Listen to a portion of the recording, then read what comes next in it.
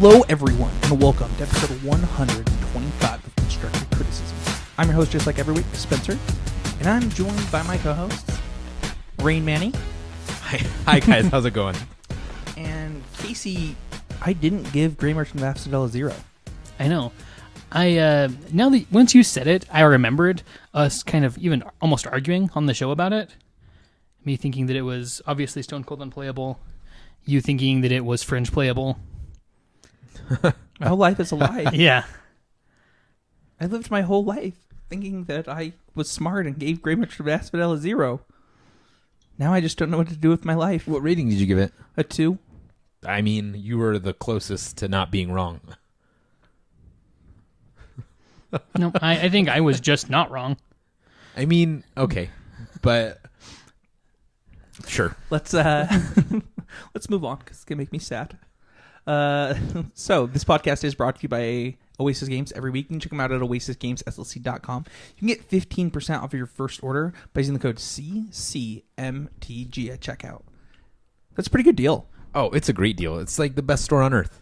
It's the best store on earth, says Manny. They have the best prices. They have everything in stock. They ship everything to you extremely fast. I mean, all of the listeners that have switched to using Oasis are insanely happy. Yeah, I love Oasis. I'll use them all the time. You can also get... Did I already say the 5% code? I don't believe so, no. All right, you can get 5% off of every order by using the code Would That Be Good? No spaces at checkout. It's a great place to buy Magic cards. You should do it. Don't forget that you can support the podcast directly by going to patreon.com/ccmtg and becoming a patron of the show. It's the best way to support us. Don't forget that you can also subscribe to us on YouTube and check out the YouTube videos that are going to be coming out every single week. So thanks a lot to everybody who's doing that. Yeah, thank you so much. Every single dollar you donate to us means the world to us. We help. We use that to buy new equipment. We use it to make videos. We use it to make more content for you guys. It helps immensely, and we thank you for all of it. Soon, tokens, sleeve, deck boxes, hoodies, t-shirts, all kinds of stuff like that. So we appreciate it. Covers, garage door decals, like fat heads, everything, the whole... Tank tops to come. Nobody wants a fat head of my fat head. It would just be to scale, right? Yeah. No joke.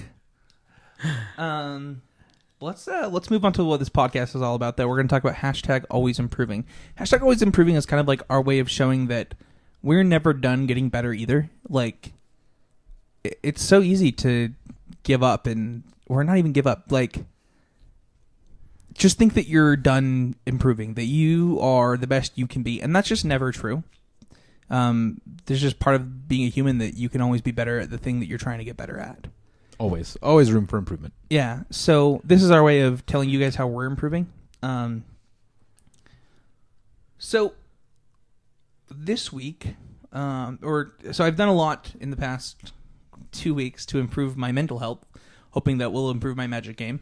But because of that, I've been lacking on some other things, like LTO withdrew. We've been skipping because I needed it that time to me. But that'll be coming back, and then I'm also thinking of doing a weekly stream again without Quentin, so... Hopefully, both of those things will help me improve at Magic a little bit more. Sweet. Yeah, I like streaming. It's actually really fun. It looks like a blast. Yeah. Manny, you said that you played more Magic and that helped you get better. How does playing more Magic help you get better or be always improving? So, I mean, playing more, like any other game or sport, right? You need practice. Perfect practice makes perfect performance. I mean, if you're not practicing, your performance will never be as close to perfect as you can make it. I want you to say that whole thing 5 times fast, please. No, thank you. Okay, then as you were. Yeah, I mean, that's just... Hey, Obi. You really just need to practice, and, that's what you got to do. You got to play more, you got to practice if you're going to improve your game. The other thing I did this last week is listen to Spencer, finally. Spencer and Casey, they told me about Fiery Impulse. I didn't listen. I didn't want to listen. They were 100% right. Every single game I played with Grixis Control, I wish that I had 4 Fiery Impulses in my deck, and I was stone cold wrong for fighting that. So, Casey, do you remember the podcast? It's actually the same podcast that Manny... it was the same podcast where I talked about learning from better players. I think it was episode 3, where I talked about Alex telling me to take it one game at a time. Casey, what is it about talking to... Like, even somebody like Quentin for you, that, like, sometimes you just unlock something that you didn't know before you talked to Quentin? Yeah, I mean, it's just learning, because different players will look at the game different ways. There's a lot of different ways to play a game of Magic. So sometimes just getting a different perspective on something can really help you get where you need to be. If there's a weakness of yours that's a strength of someone else's, using, even if they're overall, similar or a little bit better, a little bit worse, it doesn't matter. If they know something that you don't, there's no reason not to learn it from them. Well said. Casey, how did you get better at Magic this week? Well, it was interesting. So I didn't really get a chance to play much Magic this week, but I was playing a lot of poker. And what I learned from that is a lesson that I think does apply well to Magic, which is knowing when to pick your battles on certain things. Knowing sometimes it's not just having the better cards or what's important. Knowing when you can entice your opponent into fighting over something that isn't valuable to them in the long run, or when you can decide when exactly is the right time to get your most important spell through. How'd you do at poker? Kind of up and down mostly. It was Las Vegas, so you can stay even gambling, but you're never leaving with any money no matter what, right? It's going to get your money no matter what. But poker, I did well. Did you try and channel Kenny Rogers?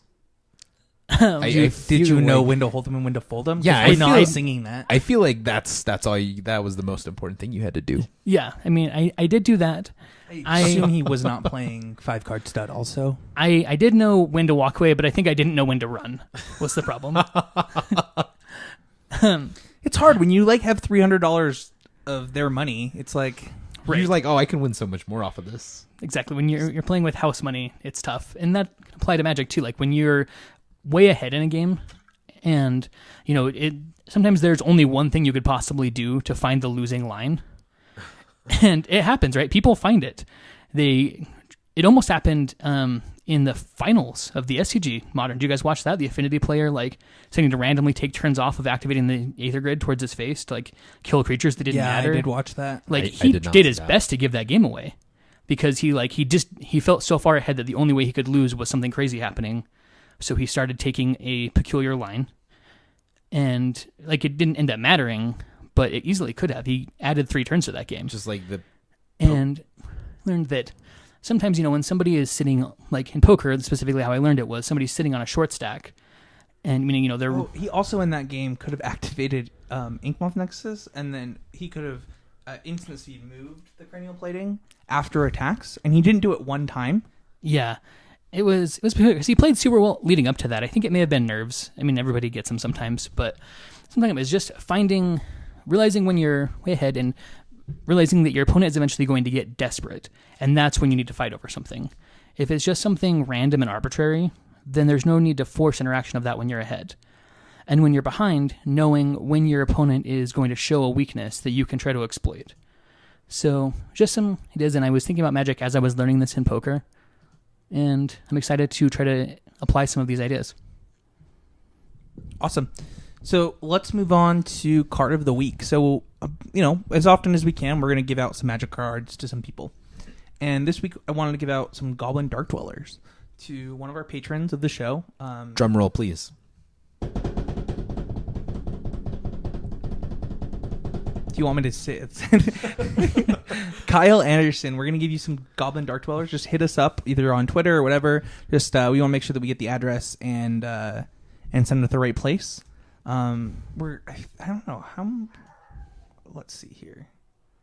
We'll hook you up with a couple. So 2 of them. It's probably what you're gonna play in any deck. So, hit us up and we'll ship you some Goblin Dark Dwellers, man. Thanks a lot for being a patron of the show. So first of all, let's talk about Goblin Dark Dwellers and why that would be the card of the week. Yeah, let's do. So Mardu Green, serious uptick. It's a Goblin Dark Dwellers deck. So basically, it's just Jund playing white for Siege Rhino and Crackling Doom. I guess some things in the side, Anafenza. Yeah, it's a 4-color deck. It is 4-color actually. Yeah, it is a true 4-color deck, but it definitely does feel more like a Jund deck than a Mardu deck to me. Yeah, rather than Mardu. And that might just be the Siege Rhino, because Siege Rhino is this huge guy. Well, and the Culligan commands and the Dark Dwellers themselves, you're all just buying things back. It feels more like a I don't know. Would you say that there's a lot of cards that are inherent 2-for-1s in this deck? Yeah. And that's why it feels like a Jund deck to you? Probably. But Mardu does that sometimes. Allegedly. But yeah, I think Goblin Dark Dwellers has found its home in this deck, where other people have tried to jam it other places, and I think that it's very good in this deck and in this shell. It looks like it fits very, very well. Right. I mean, hitting back an Abzan Charm or a Crackling Doom or a Kolaghan's Command, like these are just powerful cards where you're kind of trimming down on things that are less impressive to hit off of it. So it's really almost like a Goblin Dark Dwellers like theme deck in a way, like that almost all of the spells are in there with the idea that it's going to be powerful. It seems like a Casey deck, right? Like it plays a bunch of fun ofs that you can get back with your Goblin Dark Dwellers. Yeah, I wish that there were more 2 ofs. I think 2 ofs are where I'm at a lot of the times, but it is an interesting deck. And I think that if people call the Abzan Red or Jund White or anything else, I would be inclined to play it, but I will never play another Mardu deck. It's a promise I made to myself for mental health. Let's call it Abzan Red then, for the purposes of this show. And your mental health. I mean, the damage is done. Yeah, so thank you so much for being a supporter of the show, Kyle. We really appreciate it. So, like I said, just hit us up and we'll get you those cards. Yeah, I hope you can live the dream into Goblin Dark Dwellers, Kolaghan's Command, get Rhino back. Is that the dream? That's my dream. I think the dream is get back a Goblin Dark Dwellers and make them discard a card the next turn. Oh, sure. Do it again, yeah. These are a lot of dreams.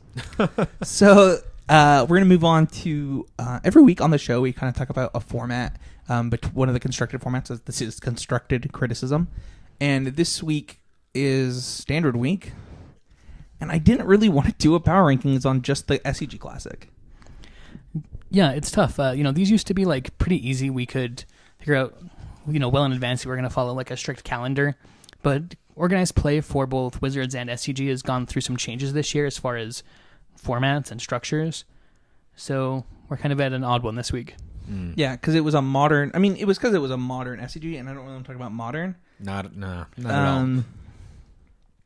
And there's not like standard data to go off of since rotation. Like there's one, I think Right. there's one standard tournament and then this classic. Right. And it's just been so long since the decks came out that I'd rather just use this classic and then the GP next week. Yeah, exactly. We'll do standard next week, but we do want to talk about standard still. So when I was writing the show notes on Thursday, February 18th, these were the top 6 decks on MTGO. Number 6 was Red Deck Wins. Number 5 was Abzan Red. That's Mardu Green for people other than Casey. Yeah. To be fair, I did write down Abzan Red. A Jundi. There's a lot of things you could call this deck. A Jundi. Yeah, people used to... they'd play a Johnny, the red-white one, in their Jund decks. Sure. They'd call it a Jundi. And the name cute. And the name kind of stuck. And then next up we have Black Red Dragons coming in at number 4. Bant Company at number 3. This was like right when Bant Company came out. 4 Color Rally at number 2 and Abzan at number 1. So that was on Thursday. Had a kind of... It feels like a big shift to me. Like the decks are just in very different order. And both Red Deck Wins and Black Red Dragons fell off. So at number 5 we have Mono Green Eldrazi rather than Green Red.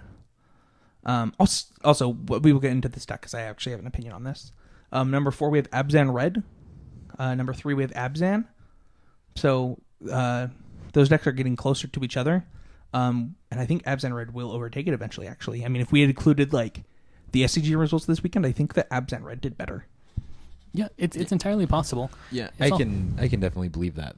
You have a lot of very powerful cards in those colors. I mean, traditional Abzan aggro has fallen off tremendously since the printing of Reflector Mage. Traditional Abzan has fallen off tremendously since the printing of Reflector Mage. Thank you. Just playing an aggro deck in that shell just isn't working right. I'm done. I just can't handle it. I can't handle it. Casey wasn't even there on Saturday when I like actually started screaming. Yeah, he was yelling at the top of his lungs in the middle of the store. He like lost his stuff. It's just annoying. It's not. It's just so that's just what it's called on the interwebs, right? Yeah, but like, why are we feeding into that? I can't. We can't talk about this for like. We can't talk about this because we'll talk about it for 10 minutes. No, it'll just be really quick. No. So like Lady Gaga, right? She goes by Lady Gaga. Her real name is Stephanie Germanotta. I'm sure her friends and family still call her Stephanie, but the world at large calls her Lady Gaga. It's just like that simple. And I know that like the nomenclature for you is very wrong, and I would agree with you after hearing your tirades. But like, what are you gonna do? It's just what people call it. Yeah. I think the only reason the name has stuck around is because last season there were Abzan Aggro and Abzan Control, and let's see how people differentiated them. Well, and let's be real, they both start with an A, and that sounds cool. It's actually funny because like Matt's like, well, last year there was an Abzan Control and Aggro deck. I was like, yeah, but you could have just called it Big Abzan, Little Abzan, which is better names, by the way, and it doesn't confuse people. Right. Where this Abzan deck is more similar to the Abzan Aggro deck, so people just kept the name. Doesn't make it right, but it's what happened, right? Okay, so we talked about it for 3 minutes. Can we stop now? Yes. Yeah. Sorry. Obviously I hate it. It bugs me. It bugs me a lot. I feel like you're gonna end up in a padded room, like just scrawling Obzon mid-range all over every square inch of your padded walls. You know, it's funny because like I don't even play Obzon. No. It's just like it's offensive. It's like, first of all, it should be if you're an aggro player, you should be offended because like this isn't your deck. It's not the same. This isn't your speed. And if you're a mid-range player, this is just the kind of deck you play. And it's like, why are you giving our things like to someone else? Is it like cultural appropriation? It's just weird. It's like I don't. Do you feel like Siege Reno is being like gentrified? I don't know. Anyway, so coming in at number 2, we had Bant Company, and then coming in at number 1, we had 4-color Rally. So Rally moved up 1, Bant Company moved up 1, Abzan moved down 2, Abzan Red moved up 1, and then Mono Green made the list. And this is all in a 4-day span. So that's a huge shakeup. Yeah, very large. I do have one question. Yeah. Why do we go from a top 6 to a top 5? So the reason that I did that was because Abzan took up 2 slots. And I didn't do it this time because I actually have played the decks and they are different. I see. Okay. So I guess if you just want to remove red deck wins from the top, I mean, that's the reason. It was like, these decks are so similar, but like after playing with them, like one's a Crackling Doom deck and like a Crackling Doom Soulfire deck, and the other's not. Sure. I can accept that. I just thought it was.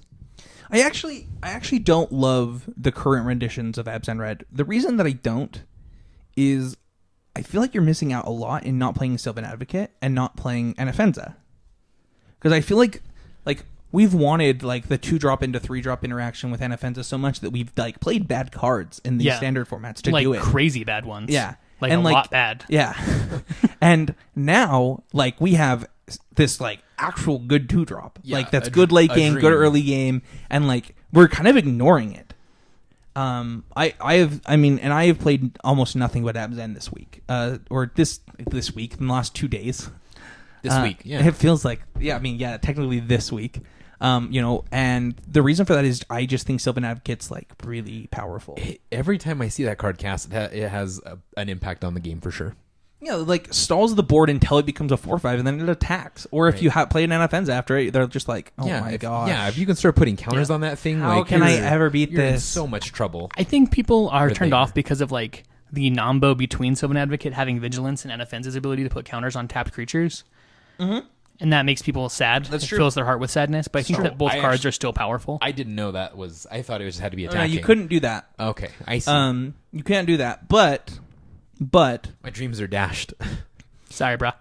I don't know that matters. Like, Still seems very good. No, I don't think it matters, but I think it's a feel bad for people, so people choose not to do it. I mean, you still have your wardens, and I don't know. Like, it's still powerful enough. I'm sorry, when you said counters, I thought you were talking about Abzan Charm. Oh, sure. Because that's what I've been doing. That's also very good. I've been playing Abzan Charms like and just starting like just make it make it a 4/5 like using your Abzan Charms in a really aggressive way. Yeah.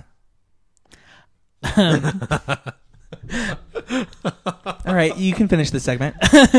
Go ahead, host. I'm just busting your balls. Yeah, I mean, like, I think that Anafenza is like a huge part of like this metagame. Sylvan Advocate, I don't know. I just like it. I like the whole deck. I have not enjoyed Abzan until Sylvan Advocate was printed. Yeah, I've also been trying a couple of different flavors of Abzan with Sylvan Advocate. I think the card does exactly the thing that I wanted it to do. the Heir of the Wilds and Hangerback Walker and whatever else never really did. Snapping Gnarlid. Yes. Oh, yes. Rakshasa, Death Dealer, the whole gang. Man, see, now we want to talk about like why I hated Abzan Aggro, quote unquote. Like, that was my least favorite card I've ever played. Why? It was like a bad Putrid Leech. Like a really bad Putrid Leech. Yeah, I mean, I'd rather play Putrid Leech than that, but I'd rather play that than probably Yeah, that card. Heir of the I mean, Wilds. I mean, the second Hangerback Walker was printed, it was like out of the deck, right? Yeah, that's true. I don't know. Anyway, continue. I am now personally putting out into the world my problems with Abzan Aggro. Well, the titling of Abzan Aggro, right? You don't have a problem with that deck. So that deck was just like so close to Alara Jund and the deck that people called Jund midrange that like I think that I took personal offense to it. Just that it existed? No, that like I feel like they were slandering Jund midrange by calling that Abzan Aggro. Oh, okay, I see. Like not giving credit where credit was due. Because like the Abzan control deck. Now we're back on this. What is happening? All right, I didn't even do it this time. I know. The Abzan control deck was very close to like the Jund midrange deck with like of RTR, and the other one was very close to the Jund midrange deck of Alara. Like it was like these big, huge swingy planeswalkers and like these 4-drops that are huge and swingy and like these late game threats. Like, I mean, you could think of like Scavenging Ooze as like this super late game threat, right? Like, you're never playing that on turn 2. You like play it when you can activate it 3 times, and then right. It's this huge thing that like takes over the game, and so it was very similar to that deck. But those are both mid-range decks, but they just fill different parts of the spectrum. And that's the thing that I love about mid-range, and that's why it's so. I guess I'm like a mid-range lover like a lot, and it just it felt offensive, and it feels offensive that they could take this thing that I love and try and simplify it. Because the beauty of mid-range is that it does do both aggro and control, and that it does pivot, and it does it better than anything else. And so it's like, why are you trying to put my deck in a box? Is kind of what it feels like. It all makes sense now. I think you're like 100 times less crazy now. I mean, I do get where you're coming from, and I feel like they're trying to box my archetype. Yeah, I don't know. It depends, because I think that some versions of this deck you would call an aggro deck. Not all of them, but some versions of the deck I would definitely. I think that like Abzan Company is almost an aggro deck. Yeah, that not one, an aggro that one deck. is an aggro deck for sure. Yeah. I don't know. But I think like a deck that So like You're right. I think the thing that I think the other thing is like people were like comparing it to like green white aggro, and I'm like, that's not even close to what this deck plays. Like freaking removal spells, like actual removal spells. Yeah, but like also the dream with that deck is that you never have to cast them, right? Because your creatures are just so much bigger than theirs. That like their creatures are dead just by already existing. Yeah. Things like that. Like you use your removal spell like just to clear out their last blocker before you attack for lethal. Right. Like you're not like trying to. I think the prior to Oath of the Gatewatch Abzan deck wasn't like mono red, but it was certainly more aggressive than what would on average call a mid range deck.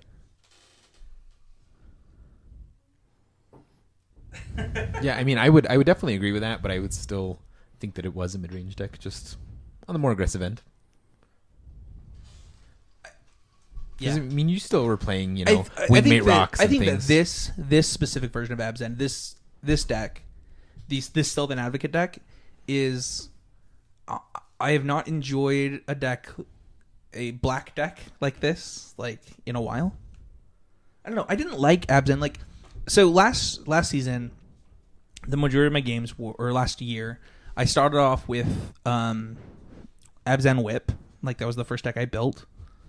Actually, I think the first deck I built was actually Demonic Zoo, is what they called it then. Yeah. And I actually just hated that deck. Yeah, that deck had a stupid name. I don't know that I've ever I remember I went and bought it and I was playing games with Casey at the store right after I bought it, and I think that I was on tilt. You're like, oh, I messed up. I done goofed. Yeah. Then you're like, shopkeep. And then four Barbarabos, please. Yeah. Yeah, Soul of Theros, oh, that deck was sweet. And then I moved on to Green Red Devotion again, Rug, Green Red Devotion, and I never really I like played Abzan a little bit. I played it in a couple tournaments, but I never really felt like Abzan controller, Abzan aggro was like quite my speed. It was either like a little bit too slow or a little bit too fast. Yeah. Well, both decks could pivot, right? Like you could definitely play the aggressive role with Abzan midrange still, like that. Or with Abzan control, like.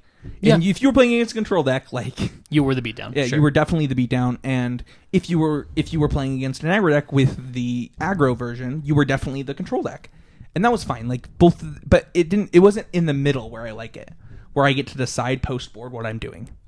And this Abzan deck actually feels that way. Like actually, I can build my sideboard exactly how I want it. It's right my speed. The only problem that I have with it is, like, there are weird decks in this format, like 4-Color Rally and Eldrazi. Like, how do you combat that? What's weird is I have actually, I think that you actually do have a pretty good Eldrazi matchup. It's better than it seems like it would be with the deck, just based on the like, the beats are pretty fast with the deck. It's not like, oh, how we're going to kill them before this stuff starts happening. Right. You only really need to Abzan charm like one thing, like the World Breaker or the Ulamog or whatever, and they're usually just dead on board. So I've actually really liked that matchup. Finding a way to combat the rally deck on the Reflector Mage axis has been really tough for me. I think that's hard for any deck, really. Yeah, because that used to be like actually just a great matchup because Anafenza basically just gave him the business. They figured that out really quick with CDC's Faithful. Well, CDC's Faithful was like just kind of meh though because you could just replay it. Like sure. Usually you would need a setup turn and then a rally turn. Mm-hmm. Where like okay, CDC's Faithful, bounce your Anafenza. You didn't have enough time for that, right? And then okay, I'll replay my Anafenza. Where now you can reflect your mage and then I can't replay the Anafenza, so you get your setup turn and you're adding your rally turn. Yeah. Yeah, I mean exactly as you described it. That's how I've seen all of those games unfold. So, what do you guys think of like the new deck? Because we haven't ever talked about Band Company. Do you know what this deck is, Manny? No, I haven't followed it very much. I am very familiar with the rest of the meta, but this one's new to me. So let's pull up the first place list from Andy Ferguson. This is actually very different than the list that you might be seeing, but this might be the one that people take forward. So it's 4 Bounding Crassus, 4 Deathmist Raptor, 2 Den Protector, 4 Reflector Mage, 3 Stratus Dancer, 4 Sylvan Advocate, 1 Warden, 3 Jace, 4 Collected Company, 4 Dromoka's Command, 2 Ojutai's Command, and 25 lands. This is like the same deck from last year, right? Like that, like came out right after the Pro Tour. Well, from which Pro Tour? From right after Pro Tour Dragons. I mean, it looks. I know what you're talking about. It looks very similar, but I mean, I think the Reflector Mages probably make it very different. Oh yeah, okay. I think people just call that deck Bat Megamorph, and that's why I didn't. Yeah. That's why I didn't register when you were talking about it. Yeah, it is a very, very, very similar deck. The Craig Wesco deck is the one you're thinking of, right? Yeah. Yeah, it's like the same deck. Yeah, pretty much. Was that one playing 4 Bounding Crassus as well? Well, that didn't come out yet. That was printed in Origins, so no. Oh, okay. But I'm sure it would have, like, or maybe was there something better? I don't remember. My memory's a little bit foggy. Anyway, I think people played Boon Satyr in that slot. Yeah, they play. Yeah, that is what they played. I don't know. This deck is so interesting because, like, I wanted to find the yeah. Some of them play like 4 Eldrazi Sky Spawner and then Wing Rock late. And that this one looks kind of the one from Andrew Zigas looks closer to what I've been seeing. What do you think, guys? Like, does this fill the slot that Michael was trying to fill on our team with his deck? You know, I think so. It looks like it very much could fight 4-Color Rally, you know, on the same axis where you're just trying to value them out and get there. I mean, Deathmist Raptor, Den Protector, those are very powerful together. It looks good. It looks very good. Yeah, I like the inclusion of the Sky Spawners because flying creatures is the best way to beat Rally usually because it's a jump blocking theme deck, so being able to fly over them is powerful. And then I like the ability to side into 7 counter spells. It's interesting. I'm surprised that there's not some split between main inside of like maybe a couple dispels in the main.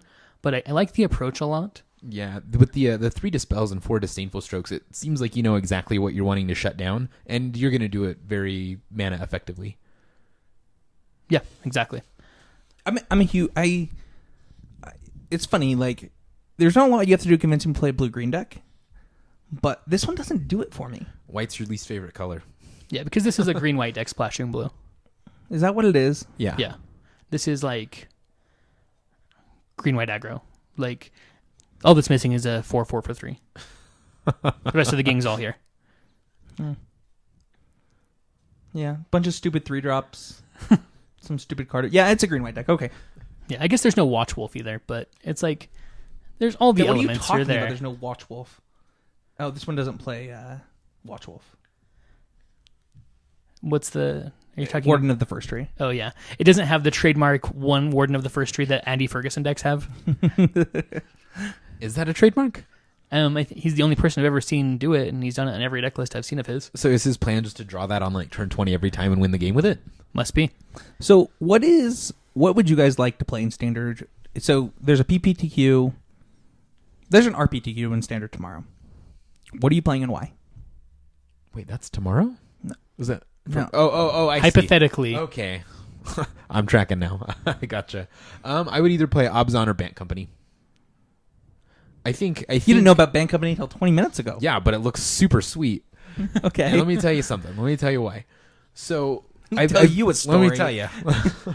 So Black Red Dragons has been doing, a couple weeks ago, it was doing very well, right? It was top 8ing, it's showing up some good results, and it's kind of been pushed out of the meta right now. And again, we don't have, the greatest information to us. But it top 8'd this week.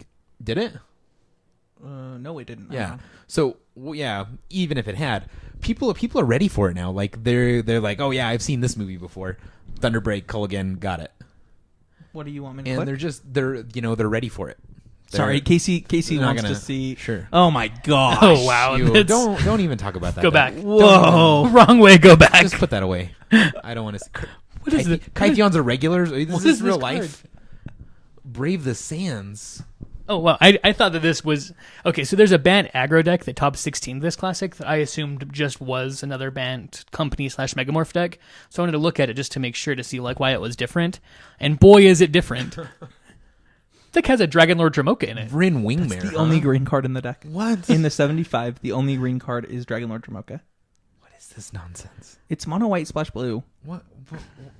So this is... This is the deck that top 8'd our PPTQ that I took second at, dude. It's the same deck. It's just splashing blue. no, that was like a tokens deck. He had like a bunch of tokens. It's true. It was like a Gideon theme deck. It was a Gideon Secure the Waste theme deck. No, this deck is wild. I would play that deck. No, I would not play that deck, but it's sweet, kinda. Man, The- I'm so glad the that Vryn- Vryn Wingmare isn't like a standard staple. Yeah. Deck has 22 lands and Dragon Lord Dramoka in it. How does that happen? That doesn't happen. Be aggressive. What do you? Casey lost in top 8 of a PTQ to a deck with 22 lands And Soul of Theros. and Soul of Theros. What? In fairness, that deck only had 21 lands. Oh, my bad. Dave Hunting, you magical man, wherever you are. Way to be aggressive. I mean, you can get there. You just have to draw perfect all the time. Okay, let's go. So many tangents on this podcast. I hope you guys enjoy my non-editing job this week. Okay. Casey, what would you play and why? I would play, in a similar vein, I would play... I don't think I like the Bat Company deck. I don't know why I've played it. It just doesn't jive with me. I like the idea of it, but wouldn't play it. So I'd play either Abzan or maybe Teamer Black if I can find a way to ever keep a 7-card hand with it. What? I mulligan so much with that deck. What's your win percentage? Let's see. I've only played, I think, 5 matches, and I won 4 of them. So you like it? Yeah, I like it. It's just so many mulligans. So do you, just out of curiosity, just to feed my ego, Uh-huh. because I know how much you hate that, how do you feel my list compares to like the things that Brian Kibler and Josh McLean were doing?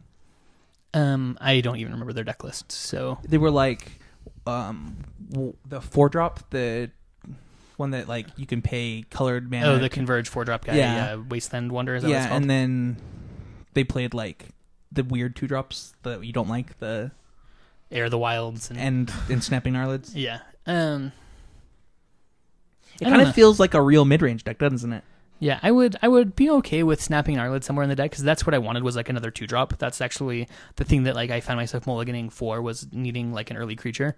Oh, you don't play creatures, you kill their guys, and then you play bigger guys. So that's probably why you're mulliganing. Maybe, but like I don't know. Well, we can talk about that more later. Sure. There are things I like about it. There are things I don't. I don't really like the 4-drop guy. I think Kalidas is really hard to cast in the deck. Yeah, you have to be very conscientious. I think that I finally figured out how to always be able to cast Kalidas. I have now had, like, since shifting the mana base, I have really figured out how to do it. But I can respect, like, the opinions about, like, the 2-drop thing. Because it was something that I worried about for a long time. I played Hangerback Walker for that exact reason. It was like, I just needed a 2-drop. I don't want to play Air of the Wilds or this other one. I'm just going to play Hangerback Walker. And even in the Teamer Eldrazi deck, I do play Hangerback Walker in my Teamer list that I tested with Matt that there will be a video up this week. I like actually played Hangerback Walker because I did need a 2-drop. But I found that like I was big enough and still fast enough that I could play just like roasts and early interactions and play the Teamer Black deck. But I can understand like wanting those 2-drops. It was specifically it was playing against Sylvan Advocate decks where I felt frustrated because Fiery Impulse doesn't kill it if you don't have Spell Mastery. Not fast enough, sure. So like I was taking hits from it, which is the worst when you have a handful of removal. So it felt awkward. But if I could, I like the deck, so I would consider playing it. But it'd be between that or Abzan for me. Yeah. All right. Oh, me. So for me, it's the same. I'm actually between Teamer Black and Abzan right now. It's hard to get me off of Teamer Black right now, or just any Teamer deck. I would even consider playing that Teamer Eldrazi deck, because I've just played so much of it. I know how to sideboard. I know what I need in and out. I know so much of the deck, and there's so many decks in Standard. Right. I think that I had a similar thing with Jeskai last season, where like I was the only person in the world still playing it and winning with it. But it was because I knew every matchup with the deck. I knew exactly how to sideboard for every matchup. So I was still top 8ing pre-DQs with it pretty easily because I knew the deck very well. That's one thing I'm worried about is like my results are like I like win matches and matches and matches and like the only reason I didn't do well this weekend with it was like this. First of all, I played terribly, so my head wasn't in the game. Yeah, but like even with me playing terribly, I had a match where like. I did the game 3 of the match. I did not draw a single land, and like it was super frustrating. I'm like walking away. I'm like, this deck is like treating me so kindly, like by giving me these wins when I'm playing badly, but also treating me poorly by like not letting me draw the cards to like. So it's like a give and take. And I was talking to Matt I think today, and and he was like, I'm just gonna play. I really want to play Marduk Green. But I don't want to stop playing Rally because I've just played so many matches with Rally now. And I'm like, that's kind of how I feel with this Teamer deck. It's like, I'd love to play Abzan, or I'd love to play Marduk Green, or Teamer, or whatever it's called, or, any of these other decks. But am I going to lose am I going to lose percentage points for not knowing my deck as well as I do now? And it's frustrating. Yeah, and I mean, I think that's almost a definite, right? Like, experience is as valuable as almost anything else. What cards you're playing, that kind of thing. Being familiar in certain matchups, knowing exactly how to sideboard, all those things are invaluable. Yeah, the problem that I run into with like wanting to stick with the deck well versus a different deck is obviously the deck well is going to give you a higher ceiling or a higher floor, right? Like exactly, you're going to you're not going to give what up I was thinking. Free losses, but you have to worry like how give you the best chance to win the spike because you have to spike a PPTQ. Right. How high is the ceiling of the deck? And that's what you have to be honest with yourself about. And that's tough to answer. Yeah. I mean, like, I remember, I think it was like a year ago yesterday that I won my first PPTQ. And I just was like, you know what? I'm just going to play Green Red Devotion. It's a deck I've played a ton before. I figured out Crater's Claws. I was the only person playing Crater's Claws at the tournament, and I won the PPTQ, and it was like the second to last PPTQ of the whole season, and it like, should I have been playing Green Red Devotion the whole time? That's what I told myself walking out of there, because I had been playing Abzan and playing random other decks. But it seems like the PTQ system or the pre-TQ system has been putting so much pressure on your deck choice and like what to do week in and week out. And I think that part of it for me is like I'm putting too much pressure on myself, even though I like kind of don't care anymore. So it's kind of hard. But yeah, I think that like tomorrow, if somebody, I think here's the real truth. If somebody could work out a Savage Knuckleblade deck with me, I would never play another deck. So if you want to pick up that mantle, Casey, like good on y'all. Yeah, let's go to work. Let's get a big old whiteboard in here, some lab coats. Whatever happened to the Eldrazi rug deck? Well, you were in the restroom. I told everybody that we recorded a video with that today. Today? Yeah, me and Matt recorded a video with it today. Oh, awesome! I'd love to see that against Mardu Green. Cool. How'd it do? Hold on, no, don't tell him. There's a video going to be up. Hashtag no payoff. Spoiler alert. Yeah, I guess people, I'll have to find out somebody later. hears I'll watch that it. and then watches the video, they'll know the ending. Yeah. Spoilers. Yeah. Let's just say, go with Savage Knuckleblade. Okay. But yeah, I think that's kind of where I'm at. Like, I really do like the Sylvan Advocate Abzan decks. For the reason that Casey talked about, the interaction between Anafenza and Sylvan Advocate. I am down to 3 Anafenzas, though. And most of them play 4. But I'm playing a Kalitas, so it's like... Yeah. It's Sure, like the sure. same thing. It's like the same thing. So almost. It's like they're cousins. You know what card I've been impressed with before we move on to the training grounds? Grasp of Darkness is like insane. That card's so good. Yeah, it's Even if- Doomblade. Even if it doesn't outright kill something. No, it kills everything. Yeah, I mean, if it doesn't, right? Like a Siege Rhino. No, You it do- kills that. Yeah, it definitely does. Like, that's what I'm trying to say, right? Say it, Manny. It kills it. After a thing or two that you do. Yeah, after like blocks, like So after you do that voodoo that you do, that thing you do. That's a good movie. After you chump him with a 1/1, I like that movie. After you chump him with a 1/1, it's like sweet. Dead Siege Rhino. Love it. yeah, that card is great. It just has a deck building cost, right? Being black, like Yeah, I wonder how that will feel next season. probably worse. Probably would only be playable in a 2-color deck. Yeah. What 3-color decks do you expect to play next season? All of them, the whole thing. I don't know. I'm sure people are still going to be thinking that that's okay and that they can get away with it. It depends on the dual lands, right? Like, Yeah, we'll see. I mean, I think we'll be seeing a lot more Eldrazi. We already 2-color have decks. like a lot of dual lands. I would not be surprised if we got no dual lands in the next set. I would be somewhat surprised by that, but not. Not we'll appalled. still have pain lands, man lands. We will and- have. Oh, I guess we will have pain Yeah, lands. we'll a have little pain longer. lands still, and the multicolored. the dual color tap lands. The dual color tap lands from Dragons. Yeah. Quite a bit. I don't know. Or maybe they're dual color tap lands from this set. Anyway, Yeah, I think they're from cons. yeah. Regardless, we'll have a lot of dual lands still. Right. The random like Guildgate type lands. I don't know how much those will see play, just because. Man, Sure, do you remember yeah. when we said that and Kyle Felwell told us we'd be wrong, and then the Guild Gates saw play as like 1-ofs and 2-ofs? Yeah, I We mean, looked like fools. occasionally those Guildgates did see play, but The Gain Life land saw play as 4-ofs.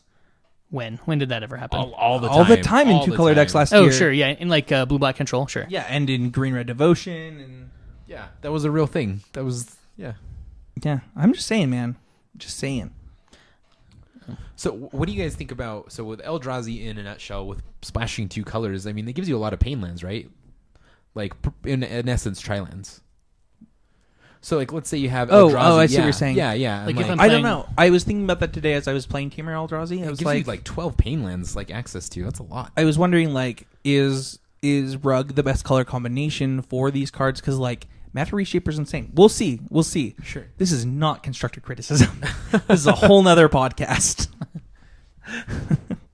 Let's talk about the thing that like we came here for this week, and that's 2-for-1s. I love 2-for-1s. This week we want to talk about understanding 2-for-1s. So I want to have a conversation here with Casey. Okay. Casey, what's a 2-for-1? 2-for-1 is you play one card and then you have 2 cards worth of value. So if it's kill a creature, draw a card, that's a 2-for-1. Counter a spell, draw a card like Cryptic Command, that's a 2-for-1. Or if it draws you 2 cards, or they discard 2 cards, sometimes you're truly getting 2 cards worth of equity out of 1 card. The key point here is equity and value, right? Because sometimes a card will do something like, let's say that you had a card that was 2 mana. Like, let's say this card existed. 2 mana, you gain 10 life, they lose 10 life. Is that a 2-for-1? No. I would say yes. It's crazy powerful, but That's 2 cards worth of value almost. I mean, it's probably more It's than that. probably more than that, right? So I those would- kind of cards you need to take into consideration. That it's not a 2-for-1 in raw cards, but it's 2-for-1 in power, in equity, in game, like Tempo. right. But the thing is that I think that that's where the confusion happens. Is that for me, I would say, well, yeah, it's pretty close to a 2-for-1. It's not like 2 cards, but I mean, that card's way more powerful than Divination. right, exactly. But like it's providing you tempo, right? It's getting you closer to the end of the game. You're killing your opponent with something like that. So it's not necessarily really a 2-for-1. Like something like, Goblin Guide attacks 3 times for 6 damage, which is, worth 2 spells out of your red deck, but it's not really a 2-for-1. Right. That's a good point. I think that that's a great point. I think that's where the line is even blurred for me, because in right here, we'll actually get into that. I'm gonna save it, but I want to talk about. Here's the example. Actually, it's actually the next thing on the list. I guess we're gonna talk about it right now. I put on here Cultivate, and you actually disagree with me on this, and I'd like to talk about it. All right, because and the reason that the thing that I talked to Manny about is draft. Is Cultivate a 2-for-1 in a draft format? yes, it's a 2-for-1 literally all the time. No, it's not. So, assuming that you have 2 lands in your deck that you can get, assuming you successfully resolve Cultivate. So hold on. So the reason that I say it's not a 2-for-1 is because the specific thing that I'm talking about here is value. If I don't need those 2 lands, that other land didn't matter. It wasn't a card worth of value. Okay, but So my question here is, let's say you cast Divination, you draw 2 cards. Just because those 2 cards are meaningless, does that? I mean, right, does if that those negate 2 the fact that right, it's not? If your Divination that draws it you is a 2 2-for-1? lands, is it not a 2-for-1? That's a good point. So I'm not willing to I'm definitely willing to be wrong here, but as somebody who's played a lot of Cultivates in their lives, it doesn't always feel like a 2-for-1. It's always 2 raw cards for 1 card. Right. That's true. It is always that. There's not a debate to that.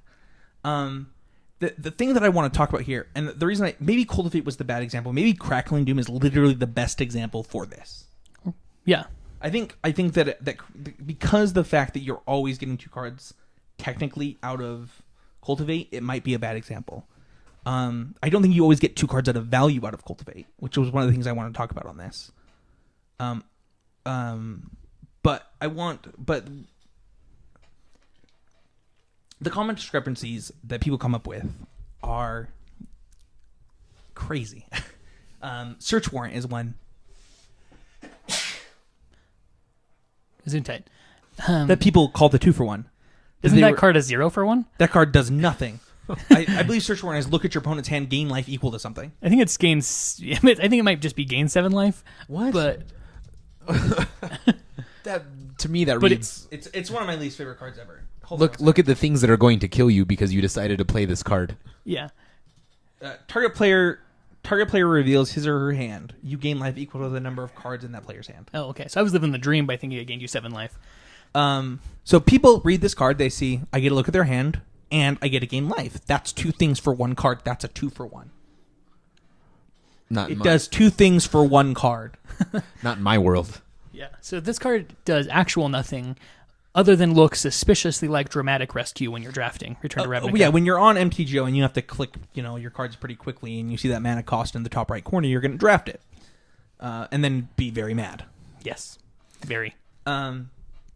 But the thing that I think about, I use Cultivate as an example because I want to talk about the value of a card and how that applies for me when I think about card equity and 2-for-1s.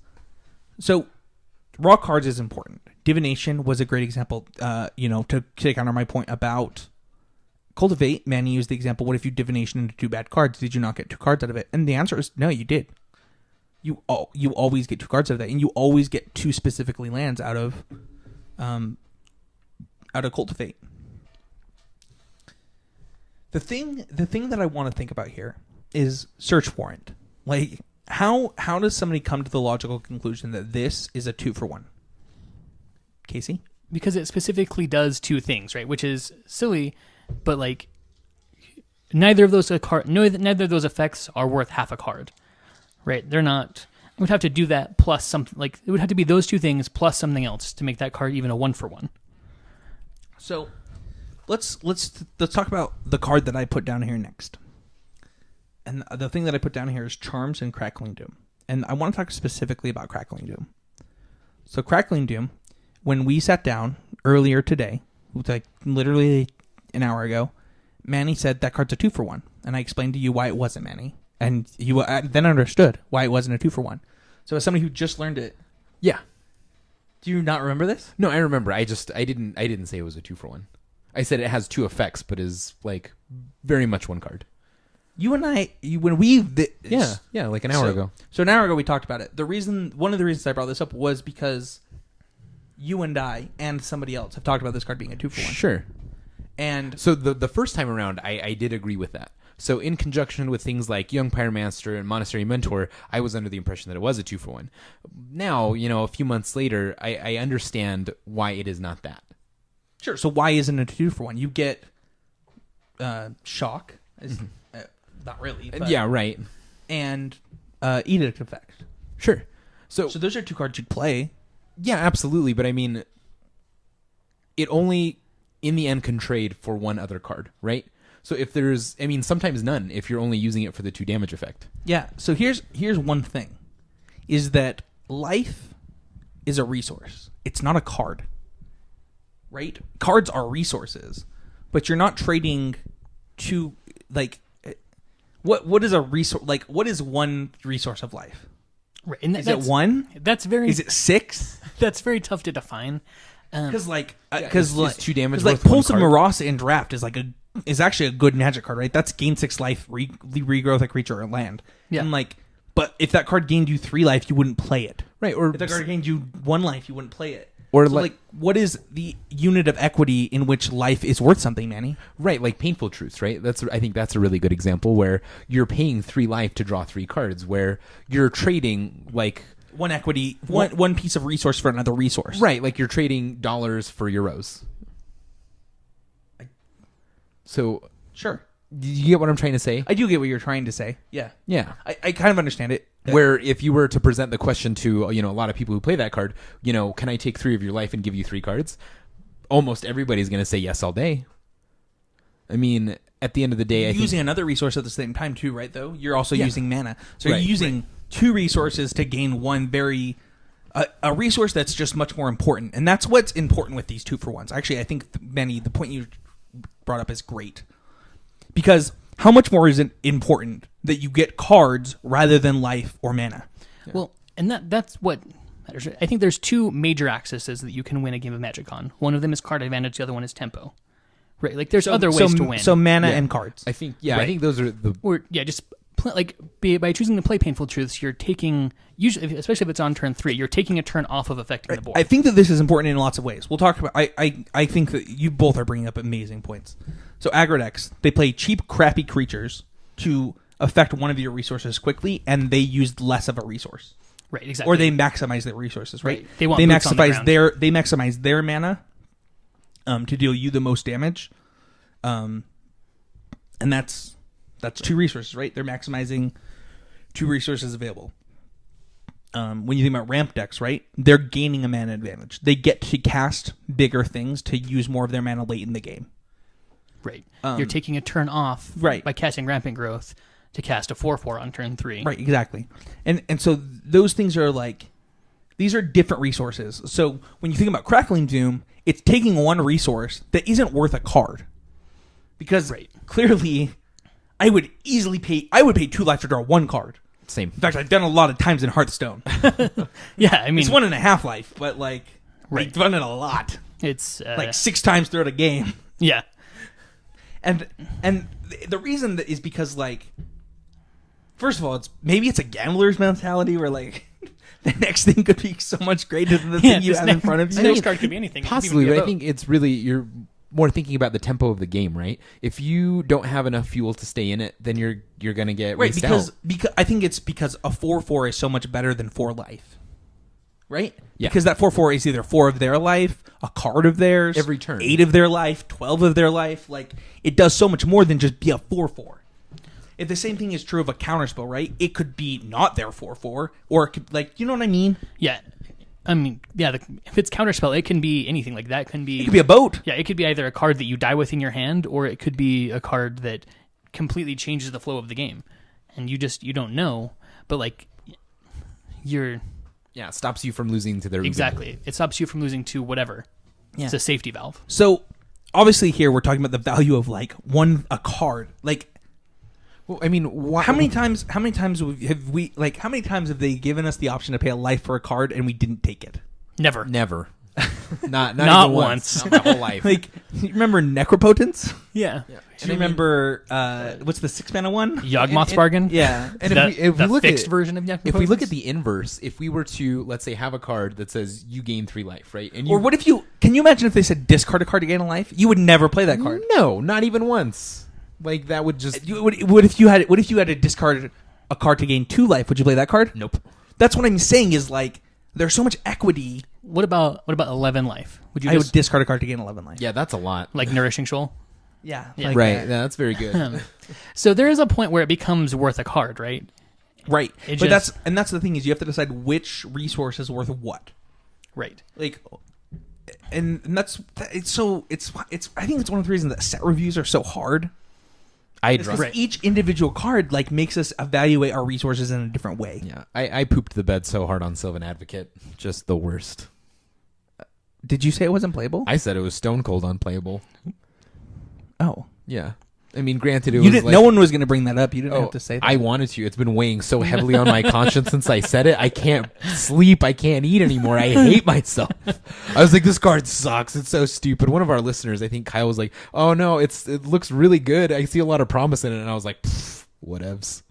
Okay. So I'm so stupid. Anyway. But I think we've established the point that I like wanted to get into with this. Like, what are we looking at here? What is so clearly? If you get 2 cards, you get 2 cards, right? Yeah, that's just open and shut. Those are the easy ones. But Casey, would you say Raise Dead is a 1-for-1? That's literally just a reanimate spell, right? That. It is not a reanimate spell. Oh no! It puts a card, puts it back in your hand. Correct. Okay. Would you ever cast that card in Constructed? 0%. No, right? no, Never. It's not 1 once. black. Put a card in your hand. So it just replaces one card with another. So in essence, like, it doesn't put you up It is a at 1-for-1, all. but it's not a card worth of value. Right. You wouldn't play it. So in essence, it's a 1-for-1, but it doesn't do anything because it has a setup cost, right? Yeah. Well, it's almost like a cantrip, right? So like, it depends on if it would have to be like a really. But you would play specific- Regrowth, which is like a very powerful card. Regrowth is green 1. Put any card in your graveyard into your hand. So it's almost like a graveyard tutor. So they're very. It's all in context. But the reason I'm bringing this up is actually Kolaghan's Command, Sure. a card that when we saw was like, it's Raised Edge, Smash, and Shock Yeah. for 3 mana. Like, that doesn't seem very good. And Raven's Crime. Well, yeah. None of them seem good enough. Raven's Crime, not even Raven's Crime. Like, it's actually worse than Raven's Crime. No, well, yeah, because it doesn't have retrace, but like, Right. it's the same. Yeah, it's the same line of text. But yeah, it's like no one mode of Kolaghan's Command is even worth half a card for 3 mana, right? Right, because Raven's Crime sees play, but it's like way better. Like, Wait, well, Well, I mean, yeah. so Because the we- idea is that you're going to cast it 50 times, We did see, Wild Slash and Shock see play. but not. well, right, but like this is 3 mana. Sure, So like, yeah. if you combine any one of these 4 cards, all of them cost Right. 1, right? Yeah, so it's Right. 4 two- 1 mana cards. It's 4 1-mana cards, and you're paying 3 mana. So and you can only choose 2 modes. So is the value in it that it is only 1 card in your hand? Is that why? Like, it's... So the reason that it is playable is versatility, right? Is because you get to pick. So the reason Raised Dead isn't playable is because you don't always have a guy in your graveyard. But the reason the Raised Dead is so good on Kolaghan's Command is because, first of all, you can cast it whenever, right? It's Sure, an instant rather than a sorcery, and you don't have to choose Raised Dead. it's good when you choose Raise Dead because now you have a Raise Dead whenever you want one. But instead, you can also smash their Spellskite, Right. which is how you should use it, Austin Geltz. And You sure you don't want to deal to the Spellskite? And I'm pretty sure and you then don't. make him discard? Because that's what Austin. That's he what Austin did that. Did. He did that, and then won that game and qualified for the Pro Tour. So what do I know? He knows something that he's not telling us. Yeah, and the versatility and the instant speed is a big point though, because How much just having 4 modes, right? well, but also how much better is Raven's Crime in their draw step versus on your own main phase? Oh, way better. Right. Or on their end step when they've been holding one card the entire game, and it's probably very good. Right. So it really just depends on what kind of value you're getting out of it.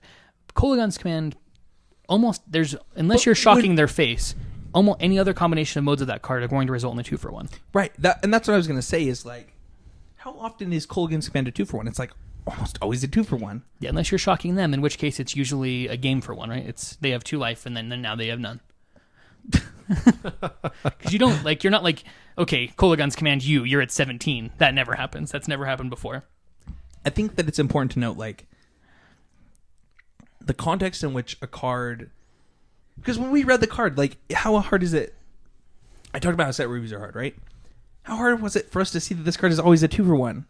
This card apparently is really hard. This card is like Blightning. Why aren't we? Blightning was great. I think that I think this is the worst of these commands. It's fine.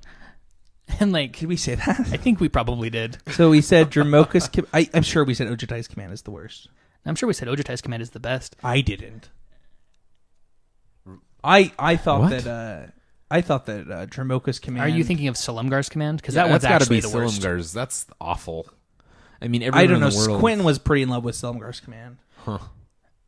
I think that Dramoka's command is still fine. It's No, I think Dramoka's command is. I'm not or saying I mean Ojutai's command. yeah, that card's terrible. You shouldn't play that card. Anyway, I think it's fine. I just said that on the internet. It's fine. Anyway, what I was going to say is, I think that it's hard to put things like that in context because how we're taking the mana resource and we're saying what are we worth? What are we willing to pay 3 mana for? And that's hard. Yeah, and it wasn't. You would think it would be easy because we played so many 3 mana spells. Yeah, you would think, but it's just not. And I think that Koligon's command also was a big player in Modern, which we didn't really evaluate in that context because this card just isn't powerful enough. But the fact that in Modern, almost all of those modes are better than they are in Standard. Yeah. Well, we said that Sultai Charm was legacy playable. I mean, I'm sure we deleted that recording, though, and we can prove that.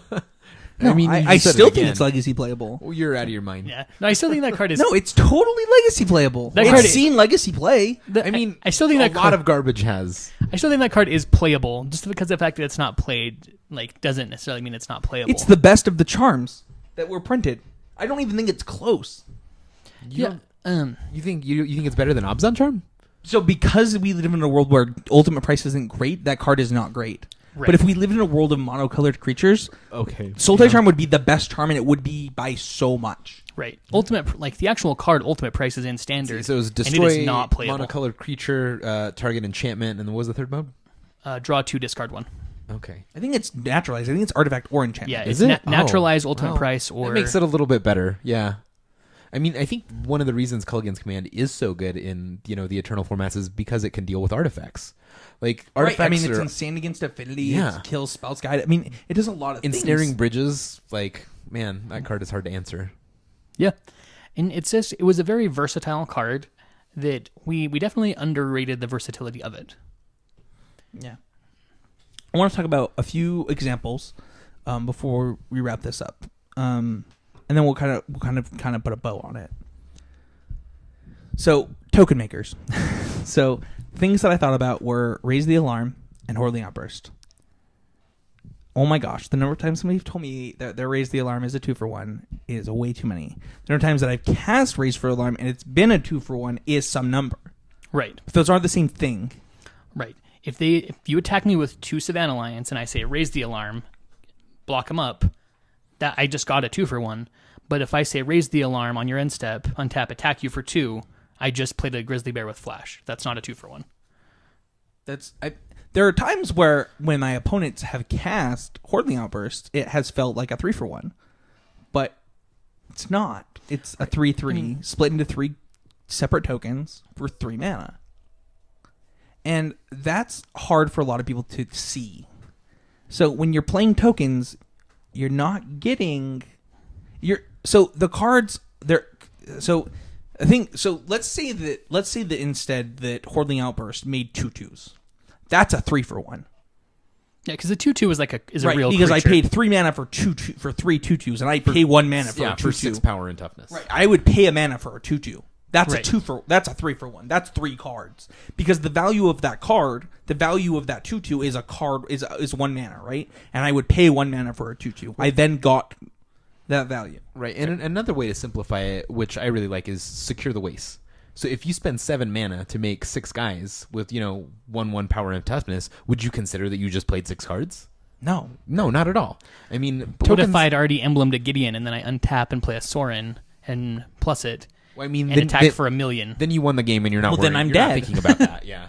So it seems like a 1/1 doesn't have value, but it kind of does, right? I never said that. No one said it doesn't have Well, a no, value. but I'm saying I think that Secure the Waste is actually better. Like if Secure the Waste for 7 mana made 3 2/2s instead of 6 1/1s, I think that's a worse card. Okay. So In the context that you're wanting to run a card like Secure the Waste, you want Secure the Waste. That's going to be the best option for you. So it really depends. And there are times where Secure the Waste is still the best card in Magic, right? Where your opponent's okay, well, I have to attack into you. I'm sure you have it, but I can't beat you you by not attacking, and I can't beat you by tokens. right. So I'm going to attack, and you're going to blow me out, and that's going to be that. So, and sometimes you can kill 3 creatures with a Secure the Wastes, but that doesn't make it inherently a 2-for-1 or a way to generate card Not advantage. printed on it, right? Well, when you killed 3 creatures, you got a 3-for-1, right? Yeah. So you got a 3-for-1 by blocking, right? Right. You didn't get a 3-for-1 by casting. Exactly. Right. I mean, that's what the difference is here. Precisely. Sure. So the other things that I want to talk about are divination effects. You got 2 cards for 1 card. Mind rot effects. You got 2 cards for 1 card. Unless they didn't have 2 cards, then you didn't. Right. Open, shut. Yep, 2-for-1. That happened. Done. Planeswalkers. Sometimes Yeah, it really just depends. Sometimes they're 2-for-1. Sometimes they're 3-for-1. Sometimes they're Jace the Mind Sculptor. It's so dependent upon what's happening in the game. But you do play Planeswalkers for card advantage. That does not mean every Planeswalker is inherently a 2-for-1. Right. No. If you don't have spells with flashback when you discard them off of Tibalt, you didn't get a 2-for-1 by plussing him. Nope, not at all. No, you actually just got nothing. Yeah. Just Sometimes you looted. Yeah. Sometimes Ob Not even Nixilis- that, because you had to do it at random. Yeah. Sometimes Ob Nixilis is a 5-for-1. Sometimes it's a 0-for-1. That's just, it's still a 1-for-1. You're always going to draw that card. Well, so, or kill a guy. yeah. So but to the same token, okay, so I play Ob Nixilis, I plus him, and I draw a card, and then they Ruinous Path it. That was a 2-for-1, right? I got a card into my hand and took a card out of their hand. So a lot of planes, But what if they attacked it? then it was a 1-for-1. Right. And that's what I'm saying. That's why the context is important. Exactly. So some cards generate 2-for-1s, and some cards are 2-for-1s, right? And they're different. Yeah. The next thing I want to talk about is Eat Witness and Den Protector effects. So these are 2-for-1s. Yeah. I've heard a lot of people say that you wouldn't pay 5 mana for an Eat Witness, which is what Den Protector is. But it's also in installments. And it's also It's also this evasive. it's also in limited, a 3/3 flyer for 5 is pretty reasonable, right? It's not the best card in your deck. No, but that's definitely something you're willing to pay for. But similarly, a 3/2 creature that is blocked by even less things than some flyers. And you get back any card you want. Right. Pick a card, any card. That's worth about a card, especially if Right. you can pay in installments for the mana. And then the fact that it's this regrowth at my leisure. Right. Snapcaster Mage is a 2-for-1. E-Witness is a 2-for-1. Den Protector is a 2-for-1. Right. And I think that's important. It's important to note these kind of things. However, Elvish Visionary. What's your stance on that? 2-for-1? Not a 2-for-1. I don't believe I think that's a cycle. Yeah, I agree. I think it's a cantrip. Because a 1-for-1 is not a card, right? Right. Or a 1/1 is not a card. That But card- it isn't. Play a card. That draw card a is Healing Salve. Whisper of the Muse, not flat, not I don't know. Yeah. It cycles. It's gain 3 life, draw a card. Yeah, ideally, that's the dream. I think a lot of times in Standard, it's gain 2 life, draw a card. So That sounds about right. which is fine in some decks. However, like, do you remember that time that Satyr Wayfinder was like always a 2-for-1? Because that was great. That was That card was like a 5-for-1. that was a nightmare. I hated that. That card was great. I think I didn't like that card. I don't think it's nearly as good as everybody thought it was. Oh wow, that card I was think like we've crazy. had this out on this podcast before. I don't think that card's. I think that card's like about as good as Elvis Visionary. What? In some decks, What? some decks are more equipped to take advantage of it. But like, I mean, Elvish Legacy Elves with Elvish Visionary is better than any Satyr Wayfinder deck's ever been. So Sure. and Elvish Visionary is better in that deck than any Satyr Wayfinder's been in any Satyr Wayfinder deck. I would guess that Satyr Wayfinder has seen more than quadruple the modern play that Elvish Visionary has. What That's a modern what? deck is What Satyr modern Wayfinder deck seen plays play? that? There were like Dredgevine decks that played, Okay. and there are zero Don't even get me Elvish started. Visionary decks. I know, Casey, I there's- think you rolled your eyes like I think- past your. I I actually- do too. I actually think I saw the white of his eyes. I actually think I saw the cord attaching his eyes to his brain. Yeah, I didn't see any color. So I think that doesn't modern elves play Visionary? Is there a modern elves deck? Yeah. Yeah. I don't think It won a the- GP. Oh, the artifact deck. The Oh no, the one that's No, there's- playable, the there's a Azuri real deck. elves one, yeah. I don't know. I think the other deck's way better. Anyway, Well, the Azuri deck is actually won games of Magic. Hold on, time out. Time out. I stand with you on Elvish Visionary. We can end it at that. Yeah. Agree to agree. Well, yeah, we'll agree to agree on that. This is one that Manny wanted me to talk to him about. Huntmaster of the Fells. Yeah, please. I cannot wrap my head around why this is a 2-for-1. I said it's sometimes a 2-for-1. Okay, why it sometimes is. So it's 100% a 2-for-1 anytime you flip it. Okay. Yeah, assuming you kill a creature, it's at least a 2-for-1, If not a 3-for-1 or a 4-for-1. or the whole game. Yeah. So this card, when it was... So it does a lot of things. So it puts a 2/2 into play. It gains you 2 life On ETB. on ETB. Right. So And it's 4 let's- power and 2 life. And let's talk about because you said that Whirling Outburst, if it made 2/2s, is a 3-for-1. Right. Because that would be 6 power. That would be 6 Right, power I would for 3 pay mana. 2 mana for a 2/2 multiple But- times Yeah, throughout my I life. was gonna say, Exactly, when you're but paying this 4 is mana 4 for- mana for a 4/4, so that's Right. why it's different than that. And that's what I was wanting to just touch Okay. on. So that's why the creatures of it don't quite equal a 2-for-1 just by itself. Right? I think that the life gain almost gets there. Right. It's very close, but it's It's not almost quite a there. 2-for-1 on its own, but it's not quite there. So you're paying 4 for 4 power and toughness split up and 2 life. Right, but 4 power and toughness split up for 4 mana is better than 3 mana for 3 1/1s. Like a lot better. Yeah, I agree. All done. Like the 2 we have one now that's white 3 for 2 2/2s that are tokens. And I almost think that card could one day see constructed play. I think 2/2s are like real cards. They're not nothing. They're not nothing. And like the fact that Huntmaster of the Fells could flip and like it had so many other words on it. In fact, it has the most words on it of any Magic card ever. Really? Is that true? Yeah. The can most did words you of- just make that up? I did not. Huntmaster of the Fells has the most words of any Magic card of all time. Have you ever seen Icy Cauldron? That's what I said when it was told to me.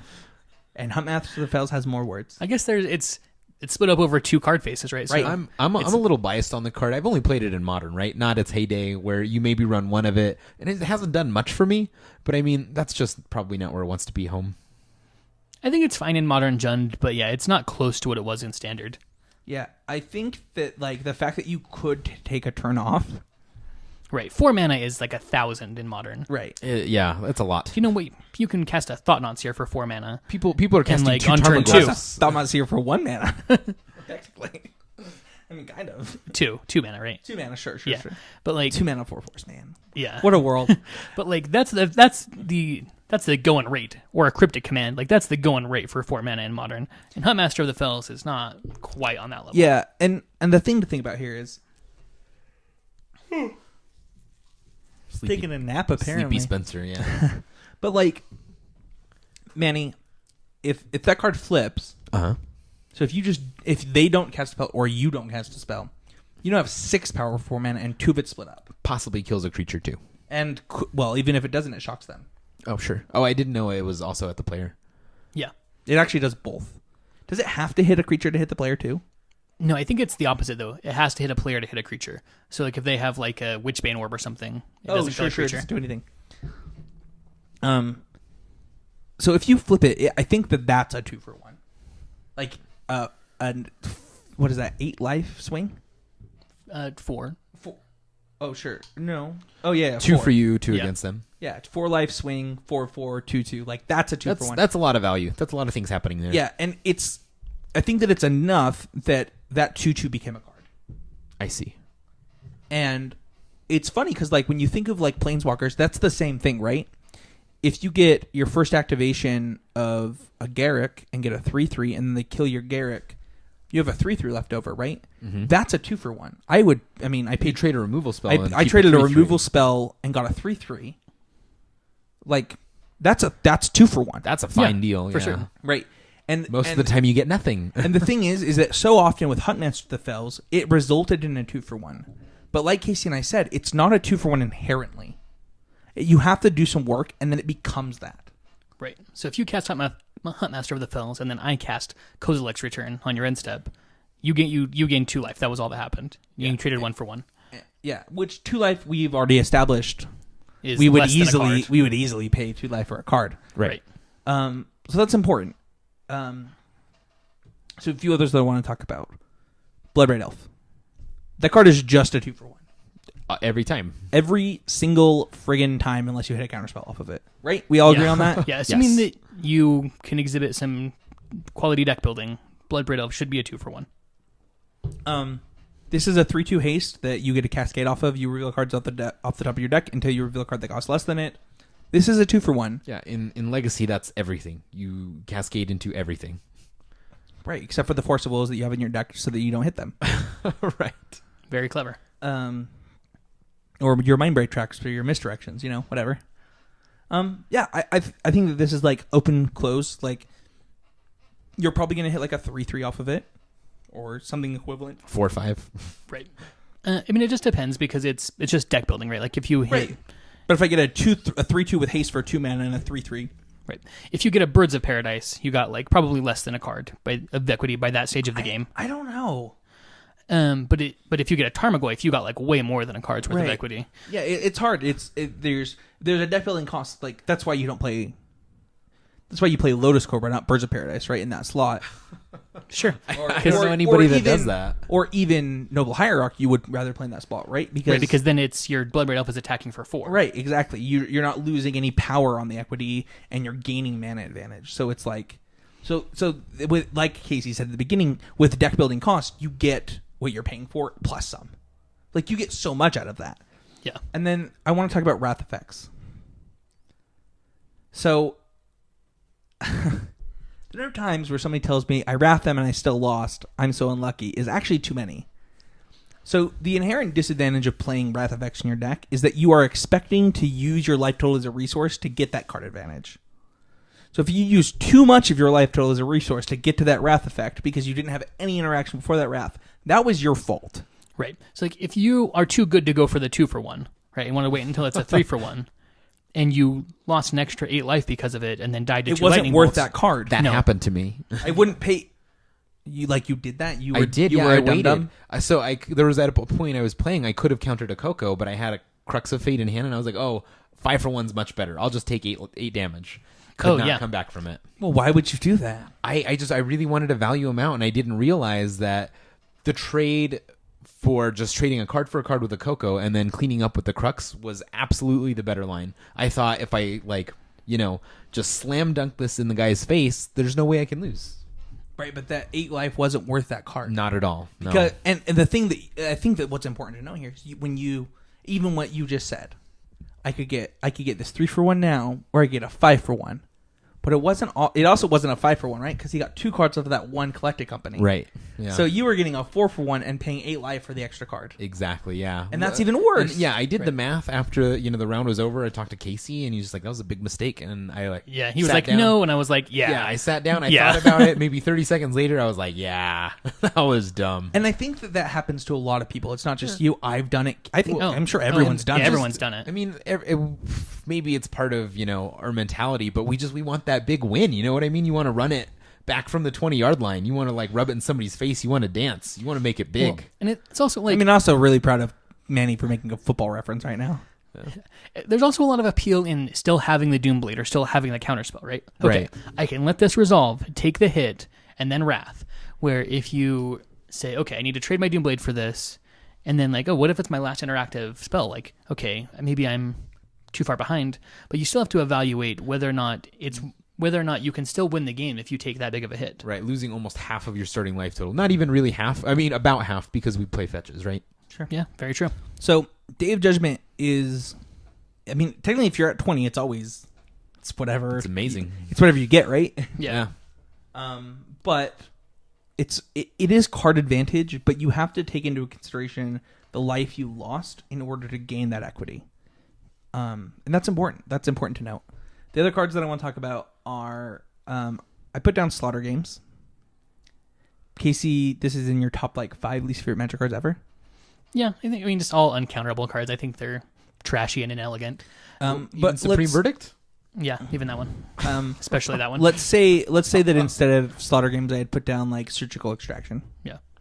So like, the number of times that somebody tells me they get a 4-for-1 off of a Surgical Extraction, you would think that like if you're listening to a podcast, every podcast has talked about this enough that you would know this. Maybe more people need to listen to podcasts. But Surgical Extraction is not a 4-for-1. Technically, it's a 0-for-1, unless you hit cards out of their hand. Right. The same thing is true of Slaughter Games, of every card that does a similar thing. So now, it's not unprecedented to take card disadvantage to get rid of an important card. Force of Will is literally a staple in Legacy, and that's what that card does. Yeah. I mean, that costs you 2 cards and a point of life just to counter one spell. But if that spell is Dark Petition or Goblin Charbelcher, it was worth it. I would do it twice. Discard my hand. Pay the whole hand. Yeah. Yeah, and so it's important to note, like, what is the reason you're bringing in Slaughter Games, Extirpate, or is that the name of that card? Extirpate? Yeah, I think it's Memoricide. Memoricide. You know, whatever this card is that you're doing these things with, you know, make sure that the card you're naming, what's the one in Standard right now that we're still playing? Infinite Obliteration. Infinite Obliteration. So that card is black, 1. Name a card, take all of them out of their graveyard, their hand, and their deck. And exile them, right? We still play that card. Any creature. Is it only a creature? Yeah, it's only a creature. Yeah, it would be like the best version of that card ever printed if it could that would hit be any insane. card. If it was just anything. You just thought you were getting a discount Just because like Slaughter Games wasn't good enough. Yeah, I mean, counterable I don't know. Slaughter Games. I haven't cast it yet. No. So like, but I don't put those kind of cards in my deck. Sure, but sometimes it's well worth the cost, right? Like if I'm playing against, That seems less so bad. People are playing that. Let's say you're playing like some kind of blue-black control, right? You're playing against ramp. You get Ulamog, and they no longer have that cast trigger. You can win that game. Yeah, that's the idea, right? It's supposed to be against a card that's so good that the I entire understand. matchup boils down to I it. understand that I played Slaughter Games, right? Yeah. I understand. It's just like I did not realize this was just a creature. I'm having to, like, the fact that it was ever in any of my sideboards is offensive to me. Even though I've never cast the card, it's like I can't believe I put this in my deck. People have cast that card against me, naming so many random creatures that I was like, is Mantis Rider that important to this matchup? Well, like, here's the thing. It's like, well, what creature do you name? And the number, I swear, like, I answered on Reddit. I'm like, I don't know why you would name. I don't know. I think I did this week. I think maybe I thought it and didn't post it. I hope I didn't post it. But I'm pretty sure I was like, I just named Rally the Ancestors. Oh man, if it did that, That would wow. be. I'd play 4 main. Yeah, because you'd have like major targets against everything, like dig through time, You get just them. have to know like a little bit That's about what the meta. Slaughter It'd be Games did. It's incredible. not even that good. But like 3 Also mana did is a it lot at less than 5, 4. Yeah. A lot of times. Anyway, my point that I wanted to make with these cards is that like it's not inherent card advantage until you're getting cards out of it. Right. So like, if Taking cards out of their deck is not card advantage. Is what I'm trying to say. right, yes, but if I thought seize somebody and I see that they have 2 Siege Rhinos, and then I cast it and I name Siege Rhino because of that, like That's the sickest mind rod ever. Yeah, Yeah. That's a great. Very, very that's good. genuine card advantage. But it's I believe not this actually always that. happened on camera this week, right? Or maybe it was somebody. I don't know. It's happened before where it's like, I'm surprised. No, it was at the Pro Tour, right? The guy cast Surgical Extraction on like Reality Smasher or something, and then got all the Reality Smashers in the mirror. I'm pretty sure it was either at the Pro Tour or the SEG, and I was like, oh wow. Seems good. Anyway, so like that when that happens, when like you get to take, no, it was against a Coco though. Oh, yeah, it was something weird. He like, It must have been against Abzan Coco. yeah, because you had board in surgical extraction against that deck, so it makes sense. Yeah. And then he knew that he had another company, so he surgical extracted the company. No, he didn't know. Oh. That's why it was insane. Oh, sure. Because he cast company and he like countered it, and then surgical. Then his like opponent like looked at the company in his hand and was like, "Oh my gosh, Yeah, so good. that is so good." But yeah, like those cards don't gain you card advantage until you hit something, and that's kind of what I want to talk about this. Yeah. And then there are cards that do things that people call 2-for-1s. I put another one on here, and that's Grave Birthing. That card is not a 2-for-1. No. The card is put a 1/1 into play. And draw a card, right? No, and put a card. Does it draw a card too? I thought that was the only thing it did. It just was a 1/1 and then you drew a card. Is it not that? Target opponent exiles a card from his or her graveyard. You put a 1/1 into play, Yeah, so you process something. and then you get draw a card. Get a 1/1 and draw. But processing something is not worth a card. Right, No, it's not any amount of that. right. Oh, no, sorry. It's reverse processing. So you're putting something from exile. It's like... No, put a card from exile into their graveyard. No, target opponent exiles a card from their graveyard. Okay, So, that's what you want to do with it. You want to take cards out of their graveyard. that they want, right? Right. So, this card is not inherently card advantage, but if I say, okay, Den Protector, flip up, trigger, target this, and you say, Grave Birthing it, draw a card, No, use you 2 can't for do 1. that. can't It's not target the target card with card. Grave in the Birthing. Oh my It's goodness, target, this yeah, card's it's so target bad. opponent. Okay, but if they only have one card in their graveyard, no, that's pretty narrow. Okay, so this card, it could theoretically represent card advantage, but doesn't. No, not at all. This is a cantrip. Yeah. It does a thing and it draws you a card. It's a cantrip that puts a 1/1 into play, Casey. That's true. Sweet. But we've already established that a 1/1's not worth a card, right? No. I mean, no. Not for 3 mana. So, like, if you're paying 1 for a 1/1 with Flash, like, I guess you could maybe find some kind of white weenie shell you might want that in, but probably, that's, like, the only place you're going to fit it. At 3 mana, it's ridiculous. Yep. The last card that I put on this list is Safe Passage. Casey, go for it. What does Safe Passage do? It makes it so that your opponent's creatures don't deal combat damage, if I'm not mistaken. Okay, so this card is a 6-for-1, right? Maybe. Possibly, yeah. You could certainly construct a board state where this is Plague Wind, 3 mana Plague Wind seems really good. but you can also Can also do much more absolutely easily nothing. construct a board state where it's Fog, and that card's not good. Well, I mean, and it could honestly do absolutely nothing, right? Yeah, I mean, against a control, it actually does nothing. It does literal, actual nothing. It's just a So semi-okay picture. why? So we established that life total is a resource that we want. This can gain us lots of life and kill their creatures because our creatures can deal them damage. How is this card not just in every deck? Well, one, because you have to do a lot of work to generate a board state where it's going to be powerful. You have to be able to make blocks that would normally be trades that are instead just blowouts, right? And that's not always the case. Two, sometimes you draw the card when you don't want it. Sometimes you don't draw the card when you want it. I'm not playing for Safe Passage because that's just asking to lose a game every time. So it's kind of a narrow card. The situations where you'd want it are infrequent enough that the card is just not valuable. Okay. So I don't often do this, but I want to try it this week. I want you two to discuss why do we have these misunderstandings of 2-for-1s. Actually, I actually want to add a card to this that's interesting sure. that I thought of when we were talking about Crackling Doom. Okay. Is Searing Blaze a 2-for-1? No. One card. Well, you in a deck that plays Lava Spike, you don't... Because it's a Lava Spike plus it kills a creature. So it can't always be cast. So That's true. So I think it's a 2-for-1. But if I can cast it, if it's on Searing Blaze on the stack, is that a 2-for-1? So there are decks that played Searing Blaze that I wouldn't consider a 2-for-1 in. My answer is no. I don't think it is. In that instance, is it a 2-for-1? So yes, I mean in this mono Lava Spike deck, yeah, it's a 2-for-1. Yeah, in a burn right. deck, it's a 2-for-1, right? But in a regular, like in a control deck, it's not. Right. Yeah. So I just think it's just interesting where it's the card literally does the exact same thing. But does it? That's what I'm saying. That's why Cultivate was my example. Because in a deck, in a draft deck that you don't care about hitting your 5th land, But- Cultivate is not a 2-for-1. But in a ramp deck in Constructed, where you built your deck around Cast and Cultivate, it's a divination in green, right? Right. And I think that your example is like of the other extreme. Does that make sense? Does my Cultivate example now make sense to you? It does, but I think that if Cultivate was literally search your deck for 2 lands, that's literally just divination. Like, well, kind of, except like, would you pay 1 mana to search your land search your deck for a land and put it into your hand? No. Well, there you go. Well, actually, you probably would pay 1 mana to search your deck for any land and put it. That card would be insane. But it's so much more than that, right? Because it does put a land on the field. But like, I think the fact that Cultivate always gains you access to 2 cards makes it just a 2-for-1.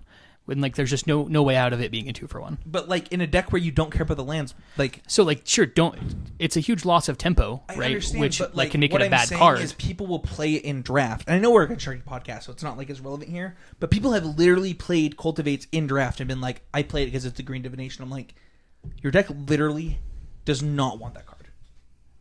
It is not a 2-for-1 in your deck. In your deck, it is search my library for 2 lands, and you shouldn't be playing that card. And I think that like, can you imagine playing Searing Blaze in a control deck? That seems so bad. Right. But like in a deck where like my expectation is that a card is worth 3 damage. So like 3 damage, 1 card. Boom.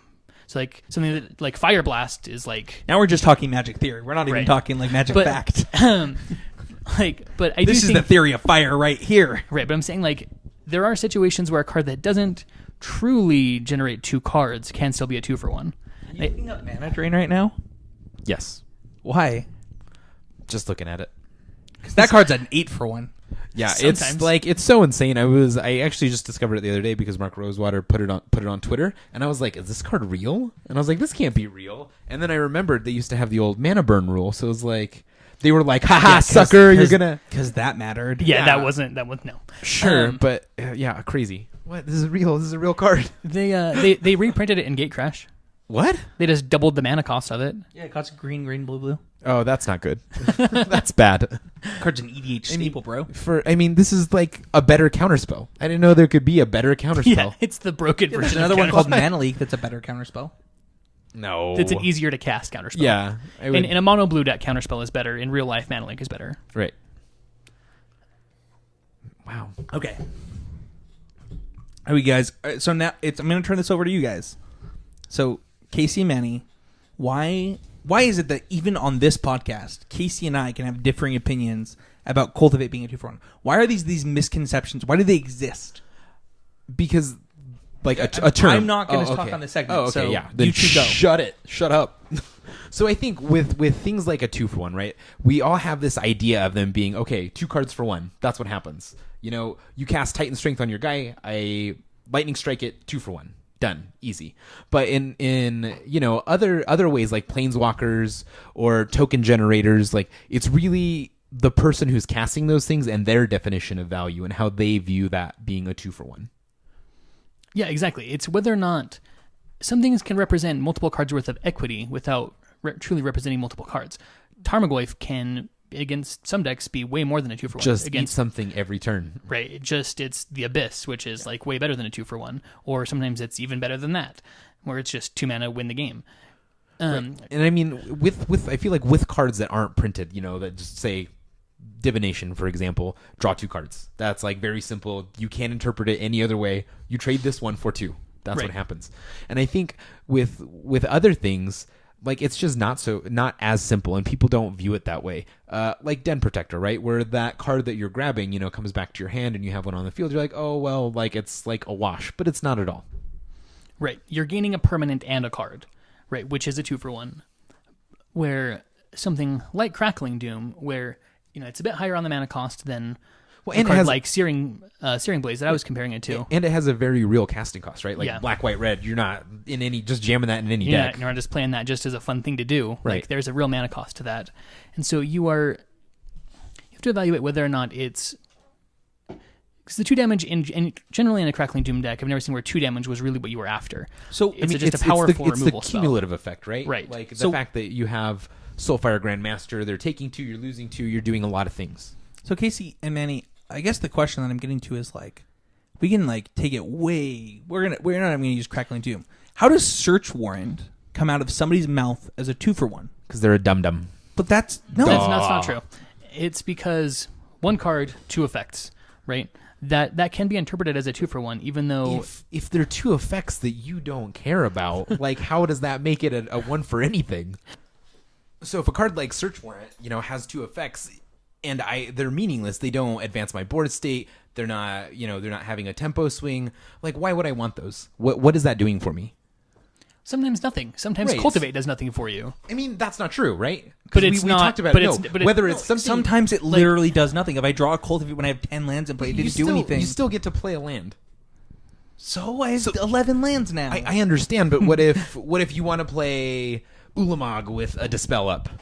Or Yeah, what something. then? What if you're trying to get to I'm Emrakul? just trying to say that may be irrelevant sometimes. Sorry, I like, use that word. so, That may not help you sometimes, but sometimes it may be like game breaking, and you can't judge the fact that it does nothing for you a lot of the time, but wins you the game sometimes. You can't say it's not a 2-for-1. But something can be a 2-for-1 and still not be good. Is my point.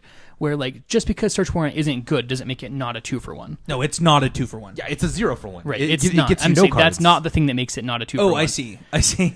The fact that it doesn't I thought do you were anything. going to go on a Oh. way different tangent. The fact that it doesn't do anything is what makes it a 2-for-1. So you're saying because it nets you Makes zero it a cards. 0 It for makes one. it a 0-for-1 exactly. Okay. Like you are now have one less card and nothing happened. Yeah, because it wasn't worth it. Yeah, I think that like the misconception of 2-for-1s is like, I honestly think that like, when you think of Hearthstone, like the people that became Hearthstone pros really fast Yeah. are people that basically understood this principle. And then now they're not, like, the Hearthstone pros are not the same pros that started out because like Right. the game has evolved and like the players have evolved. But like basic 2-for-1 strategy was like very, very powerful. I got to like rank 8. Yeah, people like just didn't understand I what they were getting themselves literally into. with basic cards with like playing once a week got to rank 8 in my first season of Hearthstone or something. Like it just was so easy because I understood the inherent like the power of card advantage and my opponents didn't. Right, so they would burn up cards. Oh yeah, they would just like attack Throw 2 guys them into my at you. into my Yeti, and it was great. It And was you're like, man, I was going to do that over my next 2 turns. yeah, I was gonna attack your 2 guys exactly, and it like in Magic that doesn't happen as much because we all understand the power of cards. Right. People know that if your opponent has 2 Siege Rhinos and I have a Siege Rhino, I can't attack my Siege Rhino because then it just dies and nothing happened. I just Yeah. lost a card. And I didn't kill a siege. And right I now. didn't do anything. Yeah. Where, like, in Hearthstone, people weren't on board with that for a long time. Yeah. And so and this brings us to our last part about this. Why are 2-for-1s important? Why is it so important to understand this? And I think that Manny simplified it in the perfect example. Why is it important that I ultimate price my opponent's guy when he plays a Titan Strength on it? If you can do that with every interaction, you're going to have double the cards your opponent does. And you're going to win every single game. Every game. If Yep. if only you know, I mean, not to say that you want to like a dummy. You don't want to play a dummy every time. But if you did and you got 2-for-1s on him all day, you're not ever going to lose But why? because you have more cards. You can Because- do more things. That it when they're Hellbent and you still have 4 cards, you can then start progressing your game plan where your opponent is helpless. Right? They're powerless to stop you, powerless to advance their own game plan. The best example I have is when your opponent casts Dragon Fodder, Hordeling Outburst, and maybe something else. Let's say they have a Monastery Swiftspear out in play. You Flaying Tendrils, right? They're tapped out. You just traded 3 cards for 1. Yeah. You're so far ahead already because your top decks typically with those highly aggressive decks that are trading card value for tempo, you're going to beat them every time. Your Siege Rhino is always 100% going to be better than their Dragon Fodder. Or even their just lone Atarka's Command. Right. I think what's important here is knowing the resources that you're using and why you're managing those resources the way you are is going to lead you to inherently either not getting 2-for-1 or creating 2-for-1s. Right. And when you can create 2-for-1s in a game, that's important. When you inherently know how to include those into your deck, things like that are really important. And you're going to win a lot of games because of it. So make sure that you know the value of the cards that you're casting, why you're casting them, why they're in your deck. and utilize them to the best of your ability. And if you have any questions about this, or you have an interaction that you found interesting on Moto or anything like that, post a picture in the Constructive Criticism Facebook group and we can talk about it, because I find this stuff fascinating. I think, in my opinion, always be looking for that. Always try to set yourself up into a position where you can trade one card for two of your opponents. Like, always have that at the front of your mind. Always, because then try you to can be get focusing on that. blown out when you try and Cruxifate them. Yeah. Sorry, just kidding. No, I mean, it happens, but that's exactly like Right. You can't be why? greedy. Right. But like there are times where you have to seriously evaluate. Abzan is an example of a card that like can create a 2-for-1 in combat if you choose to use it that way. Oh yeah. People don't do that enough, by the way. I think that's a great example of like the times where you could put 1/1 counters and you don't, and you're like, why didn't you draw 2 cards with that? Yeah. Or like you could have just got me on my blocks. So- I could have. It's like, yeah. Or like, let's say we both have 2 Siege Rhinos that are untapped, right? And I attack with mine, and then I can put a counter on each of them, and then both of your Siege Rhinos will die, and both of mine will live. That's great. Like, that's the dream if that happens, right? Or You have a lot of dreams. yeah, I mean, I'm an imaginative guy. You can only have one dream, Casey. I don't think that's true. But then, so you That's have what Ted Mosby says. you have to decide if you would rather have the tempo of just killing the guy now and then attacking and getting the extra 4 damage, right? Right. So if you're both at 20, because you both play 2 Siege Rhinos and nothing else happened, then yeah, attacking and using the Abzan Charm effectively is going to be your best way to go. If your opponent's at 4, Abzan Charming one of their Siege Rhinos and killing them is the best way to go. Yeah, it's all about context, and like that's why creating 2-for-1s, knowing your resources, all of that's going to add up to you winning more games of Magic. So think about that this week, and let us know how it goes. Don't forget you can join the clan on MTGO by messaging me at Spencer13Dev or Quentin Pierce at Earthstripe. URTHSTRYPE. You can check out our sponsor at OasisGamesSLC.com, MTGOasis.com, and OasisCCG.com. Don't forget to check out our Patreon. We are still not that far away from doing a weekly episode. An extra monthly episode. We'll be shooting out emails for for March's. It's either March or April's Google Hangout to those patrons who can do that. We'll try and work around people's schedules and things like that. It's a bunch of fun. It's I enjoy them. it's a really good time. Yeah. And where can people find you, Manny? Facebook, Twitter. Where? At my job, my house. Shut up. Where can people find you? On Twitter, Manny, MANNY _CCMTG. You can also find me on Facebook. My name there is Manuel, MANUEL, Meraz, MERAZ. Casey, where can people find you? You can find me on Facebook at Casey Tuna Bloodworth or on Twitter at CC Bloodthirst, or you can email me at casey.bloodworth@hotmail.com. You can find me on Facebook at Spencer Stephen Howland. You can find me on Twitter at Spencer13H. You can find me on Reddit at Spencer13H. You can find me on Magic Online at Spencer13Dev. You can find me on Cockatrice at Spencer13H. You can find me on basically if there's Spencer13H. Holy cow. It's probably me. What? It's a lot of places on the internet. Yeah. Jeez. I'm on the internet, bro. It's well internet traveled.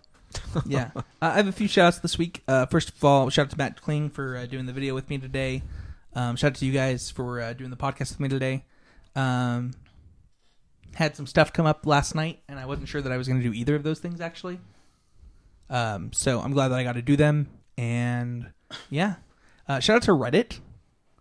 I got some good feedback about me on Reddit this week, saying that I'm arrogant and that I'll never admit when I'm wrong. And I'm going to work on that on the podcast. And hopefully, the person who gave that comment can see that as I improve and better at that. And then we also got a lot of comments about like how we're like one of the better Magic podcasts and they listen every week. And we got a lot of upvotes, and I really appreciate that kind of stuff.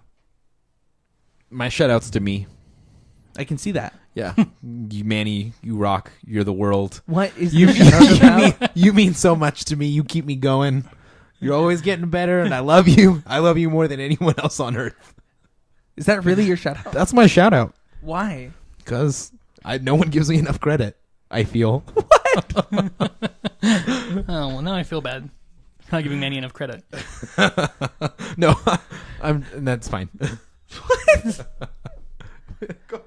I thought this was going to be like this deep, meaningful thing. He's like, such a dummy. He's like, I'm going to give a shout out to me. I was like, oh, cool. That's going to be like this deep, like, I improved in this way. No, man. And instead it's like, I'm awesome and nobody loves me enough. And it's like, okay. No, I didn't say. Sounds like something I would have done. Hold on. I didn't say nobody loves me enough. I said what I meant was nobody loves me as much as I think they should love me. You don't think I love... Hold on. You don't think I love you as much as I should love you? I mean, no. What? Because whatever it is, it should be like plus 5%.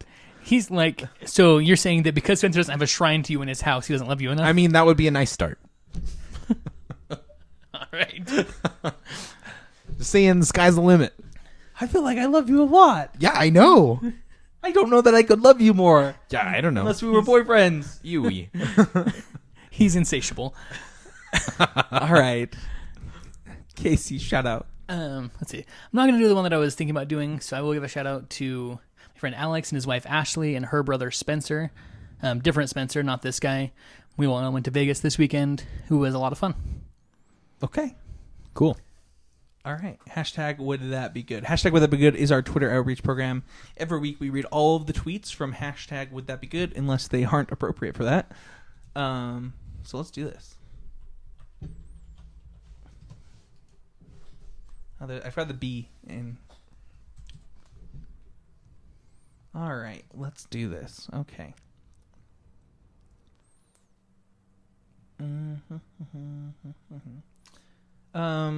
Would you be interested in me streaming on Wednesdays without Quentin Pierce? Hashtag MTG. Hashtag would that be good? What do you guys think?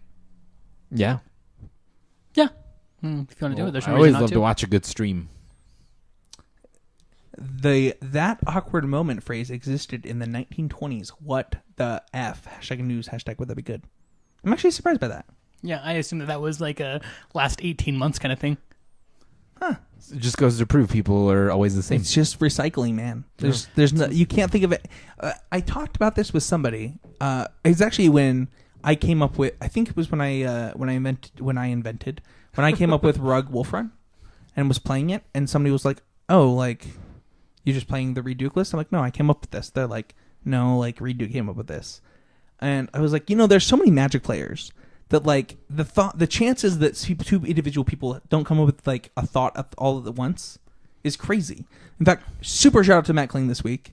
Guy totally broke blue white Eldrazi. I beat Andrew Tenjum on Moto with it, and then Andrew Tenjum is getting all the credit for breaking Eldrazi. Yeah. Matt Kling literally developed that blue-white Eldrazi. We talked about it on the podcast 2 weeks ago. Yeah, like maybe the even longer than that. day after the day after the Pro modern Tour. I'm Pro like, Tour. I would play blue-white Eldrazi with Matt. I've played it Yeah. like 6 times. And is he just taking the credit? He's just like, oh yeah, I'm so smart. I don't know that. He did a deck tech, and they were like, "So you like invented this deck? You like really broke the format?" And he was like, "Yeah, Sure did. yep." So Andrew Tenjum, tell your friends. if anybody To be talks fair, to that Andrew guy, Tenjum is a very he's a very nice guy, very good Magic player. that's still. I mean, He also, I'm not sure. I haven't looked at his list. Is it like exactly like? No, it's Matt not King's? exactly Okay. Matt So he's Okay. like innovated Yeah, a little well, bit. He saw what he that liked makes from sense, Matt's and yeah. changed it. So, Yeah. whatever. But like, shout out to Matt Kling for like thinking of this the day after the Pro Tour. Thinking of getting a custom Anaheim Dodgers Los Angeles T-shirt made for when I go to Angels games. I don't get this. So the Angels are the Anaheim Angels of Los Angeles, or the Anaheim Angels of something. I think it's Los Angeles, or they used to be, and that's a ridiculous name. And I think that he was, so he's saying he wants an Anaheim Dodgers of Los Angeles, and I'm not sure why. Okay, I don't watch baseball. I love you too at Manny. Hashtag would that be good? Is that just now? no, How did that somebody was already a while ago. Oh, okay. I was like, is he here? Did somebody hear this? No, I ran into his buddies at the last PPTU. They like said they started laughing hysterically when I talked about what happened the weekend before. oh, Yeah. that's that guy. Okay. The old Riley with 2 eyes. yeah. The Riley with all the hearts above his name. No, just above the eye. Oh my gosh. There's no I in his name. Yeah, exactly. That's why I said with 2 Y's and no I with a heart above it. Durr. So do his friends listen to the podcast? Yeah. Okay. Very cool. I am always surprised by the number of Utah players that listen to this podcast, by the way. Yeah, because like only once in a while that somebody ever talks to us about it. Yeah, and most of them treat us like trash. Yeah. I mean, that makes Bullies. sense. I do Bullies. the same thing with like bands that are local. I'm like, I went to high school with that guy. I'm not gonna like worship him like some kind of like rock god idol. I You don't know what I want mean? anyone to worship me like a rock. No, that's not what I mean. But it's like you like see someone, you hang out with them, you have donuts, you go to school together. You're just like he's just a dude. You know what I mean? Sure. Yeah. I get it. Anyway, I'm not saying that I want anything from them. I'm just always surprised by the number of players. Oh, you listened. Like, that's really cool. Like, Nate Herkimer. Like, Yeah. he like, tweeted at us. I was like, oh, Nate Herkimer listened. That's awesome. At Spencer30H, at MTG Drew. I've been waiting so long for my hashtag what's the pick to get answered. Hashtag would that be good? It will get answered tomorrow. Sorry about that, Matt. Well, made the big leap and couldn't be happier. Hashtag would that be good? She said yes. Get it. Get there. Congratulations, Bodie. Woo, Bodie. What? Bodie's a really cool guy. We met him at GP Vegas. I've been super drunk with that guy. Yeah, way too drunk. Both of So us. drunk, my pants literally ripped.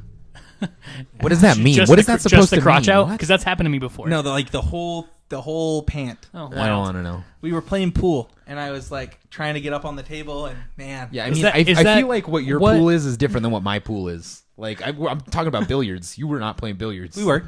Why were you up on the table? Because he's got short legs, bro. I was lifting a leg up onto the table so I could hit the ball, man. Oh, sure. What page of the rulebook to pool does it say you're allowed to do that on? I don't know. Okay. Do you know? No, of course not. You could have said anything. 72? I don't know. Because that's your thing, right? Is you know all the rules to pool, and you're like the pool police at every bar. No, dude. Apparently, like I had the rules of 8-ball completely wrong. Oh man, I've been listening to you on this stuff. Dude, apparently like you don't get to take an extra turn off the break. What? Yeah, somebody like yelled at me about it. When you It's like sink, you shot like, and made one. And I you made 2 of the same ball and was told I could not take an extra I don't turn think, off the break. I don't think that's right. Did you look it up? Because that doesn't sound 'Cause right. people win off of the break. Like That's they just what get I it. said. Pros just win. That's what I said. No, that's right. Yeah, I'm pretty sure you were right. Dude, I was like not going Someone- to argue at Quentin's birthday party with Nah, his man. friends. Someone was Yeah. just salty. Anyway, somebody tell us. I do know the rules to like cutthroat and stuff because I played a lot of cutthroat, but like, and like we were playing wrong, and I was like, it's whatever. Like you put it anywhere when it's a scratch into the pocket. Oh, you know put what? it behind the kitchen with a scratch out of the pocket, but it's whatever. Hey guys, I'm probably not gonna make it next week. I just realized I'm getting married on Monday. What? Yeah, You're getting married? yeah. We're going to the courthouse and making it official. Are you serious? Yeah. Are you? Oh, yeah. Hold on. 100%. We're gonna go sign papers, be man and wife, all that. So Hold on. Sorry guys, I won't be here next week, but I love you and I'll be thinking about What are you. you talking about? Probably We not. won't be here next week. Are we not invited to your wedding? No, it's like literally just us. We're just gonna go sign papers. We're gonna have a wedding one day, and you guys will be invited. I don't get to come. No, Why? because nobody's invited. Nobody. Dude, I'm an officiant. I can even handle it for you. It's okay. You could do it on the podcast. That's so not happening. Why? Because I would never get married then. If I pitched that idea, I would be single. Hold like, on. in half a second. I object to all of this. You're going to tell me this right now? I just while remembered. we're recording I a just- podcast. I looked Just remembered. I looked at the calendar and I was like, 29th. And I was like, yeah, I'm going to be married that day. And then I was like, oh, that's 7 days from today. And then I was like, oh my goodness, 7 days from today is podcast day. So, you know, So that all just happened. just now. Yeah. Sorry, guys. I can't talk. Well, keep reading the hashtag. Would that be good? You read the next one. Okay. Well, I mean, you gotta. I'm mad. Casey, I can't see. All right. I got all bad right, eyes. all right. Okay. Cocoa slivers in modern. Would that be good? From Marianne McDonald. I mean, Marianne, you're like a savant of brewing stuff. You're always doing it. You're like crushing it. This looks so good. I mean, Collected Company certainly helps these types of tribal decks get on the ground. And Slivers is one that naturally wanted to play green, so it's not an awkward splash. So Yeah, it could be. I remember Matt playing like a quad. What's the quarter calling version of this deck for a little while? Gross. And I think that this is just like way better. Yeah, I don't remember Matt doing that, but I'll have to make fun of him. But I think that this deck is actually good. Like, this might just be the sort of thing that... I do think that you still want 4 Ether Vials, though. Oh, And there's only 2 here. oh, but there's also 2 Court of Callings in the upper end corner, I Right. believe. So, yeah, I would just cut those Court of Callings for Ether Vials, and then you got a stew going. Lost my win. Let me actually explain that way, because I don't want to just like say that and then Just with no gloss over. explanation. Yeah, please explain. Court of Calling is something that you really want if you want really specific things. So like you want it in like your combo decks, like Melira Pod or Kiki Pod of those eras, or Kiki Cord. But it's just like a random like it's not good value. It's a huge mana cost. It's a huge tempo cost to be able to get a creature out of your deck and put it into play. So it's not usually a very good card if you're not comboing out with it. All right.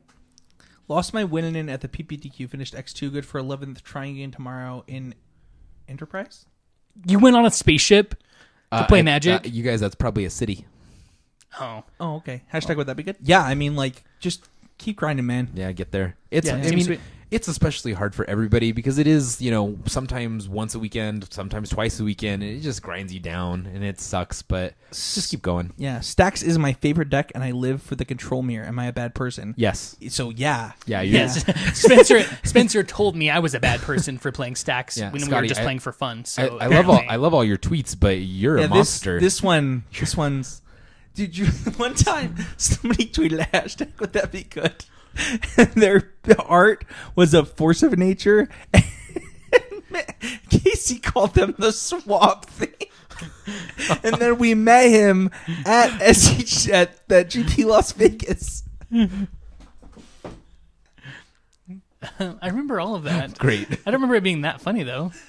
I thought it was really funny. Hold Because on. Quentin and I were like, dude, that's a magic card. And you're like, it's scary. It was scary. Look up the card for Force of Nature, Manny. Be the judge. Okay, all right. Does that look like some sort of 1960s horror film or a magic card? Well, let's see. The second one down. The second one, that one, the revised? Okay. Oh, yeah, that's exactly what Swamp Thing is. Yeah, thank you. They took that picture out of the comic books and put it here. Thank you. All right. Well, thank you everybody for listening this week. We'll see you all next week. We will find a time where Manny can be on the episode still. I didn't think of that. That's good too. And thanks everybody for listening. Bye, guys. Bye. Bye-bye.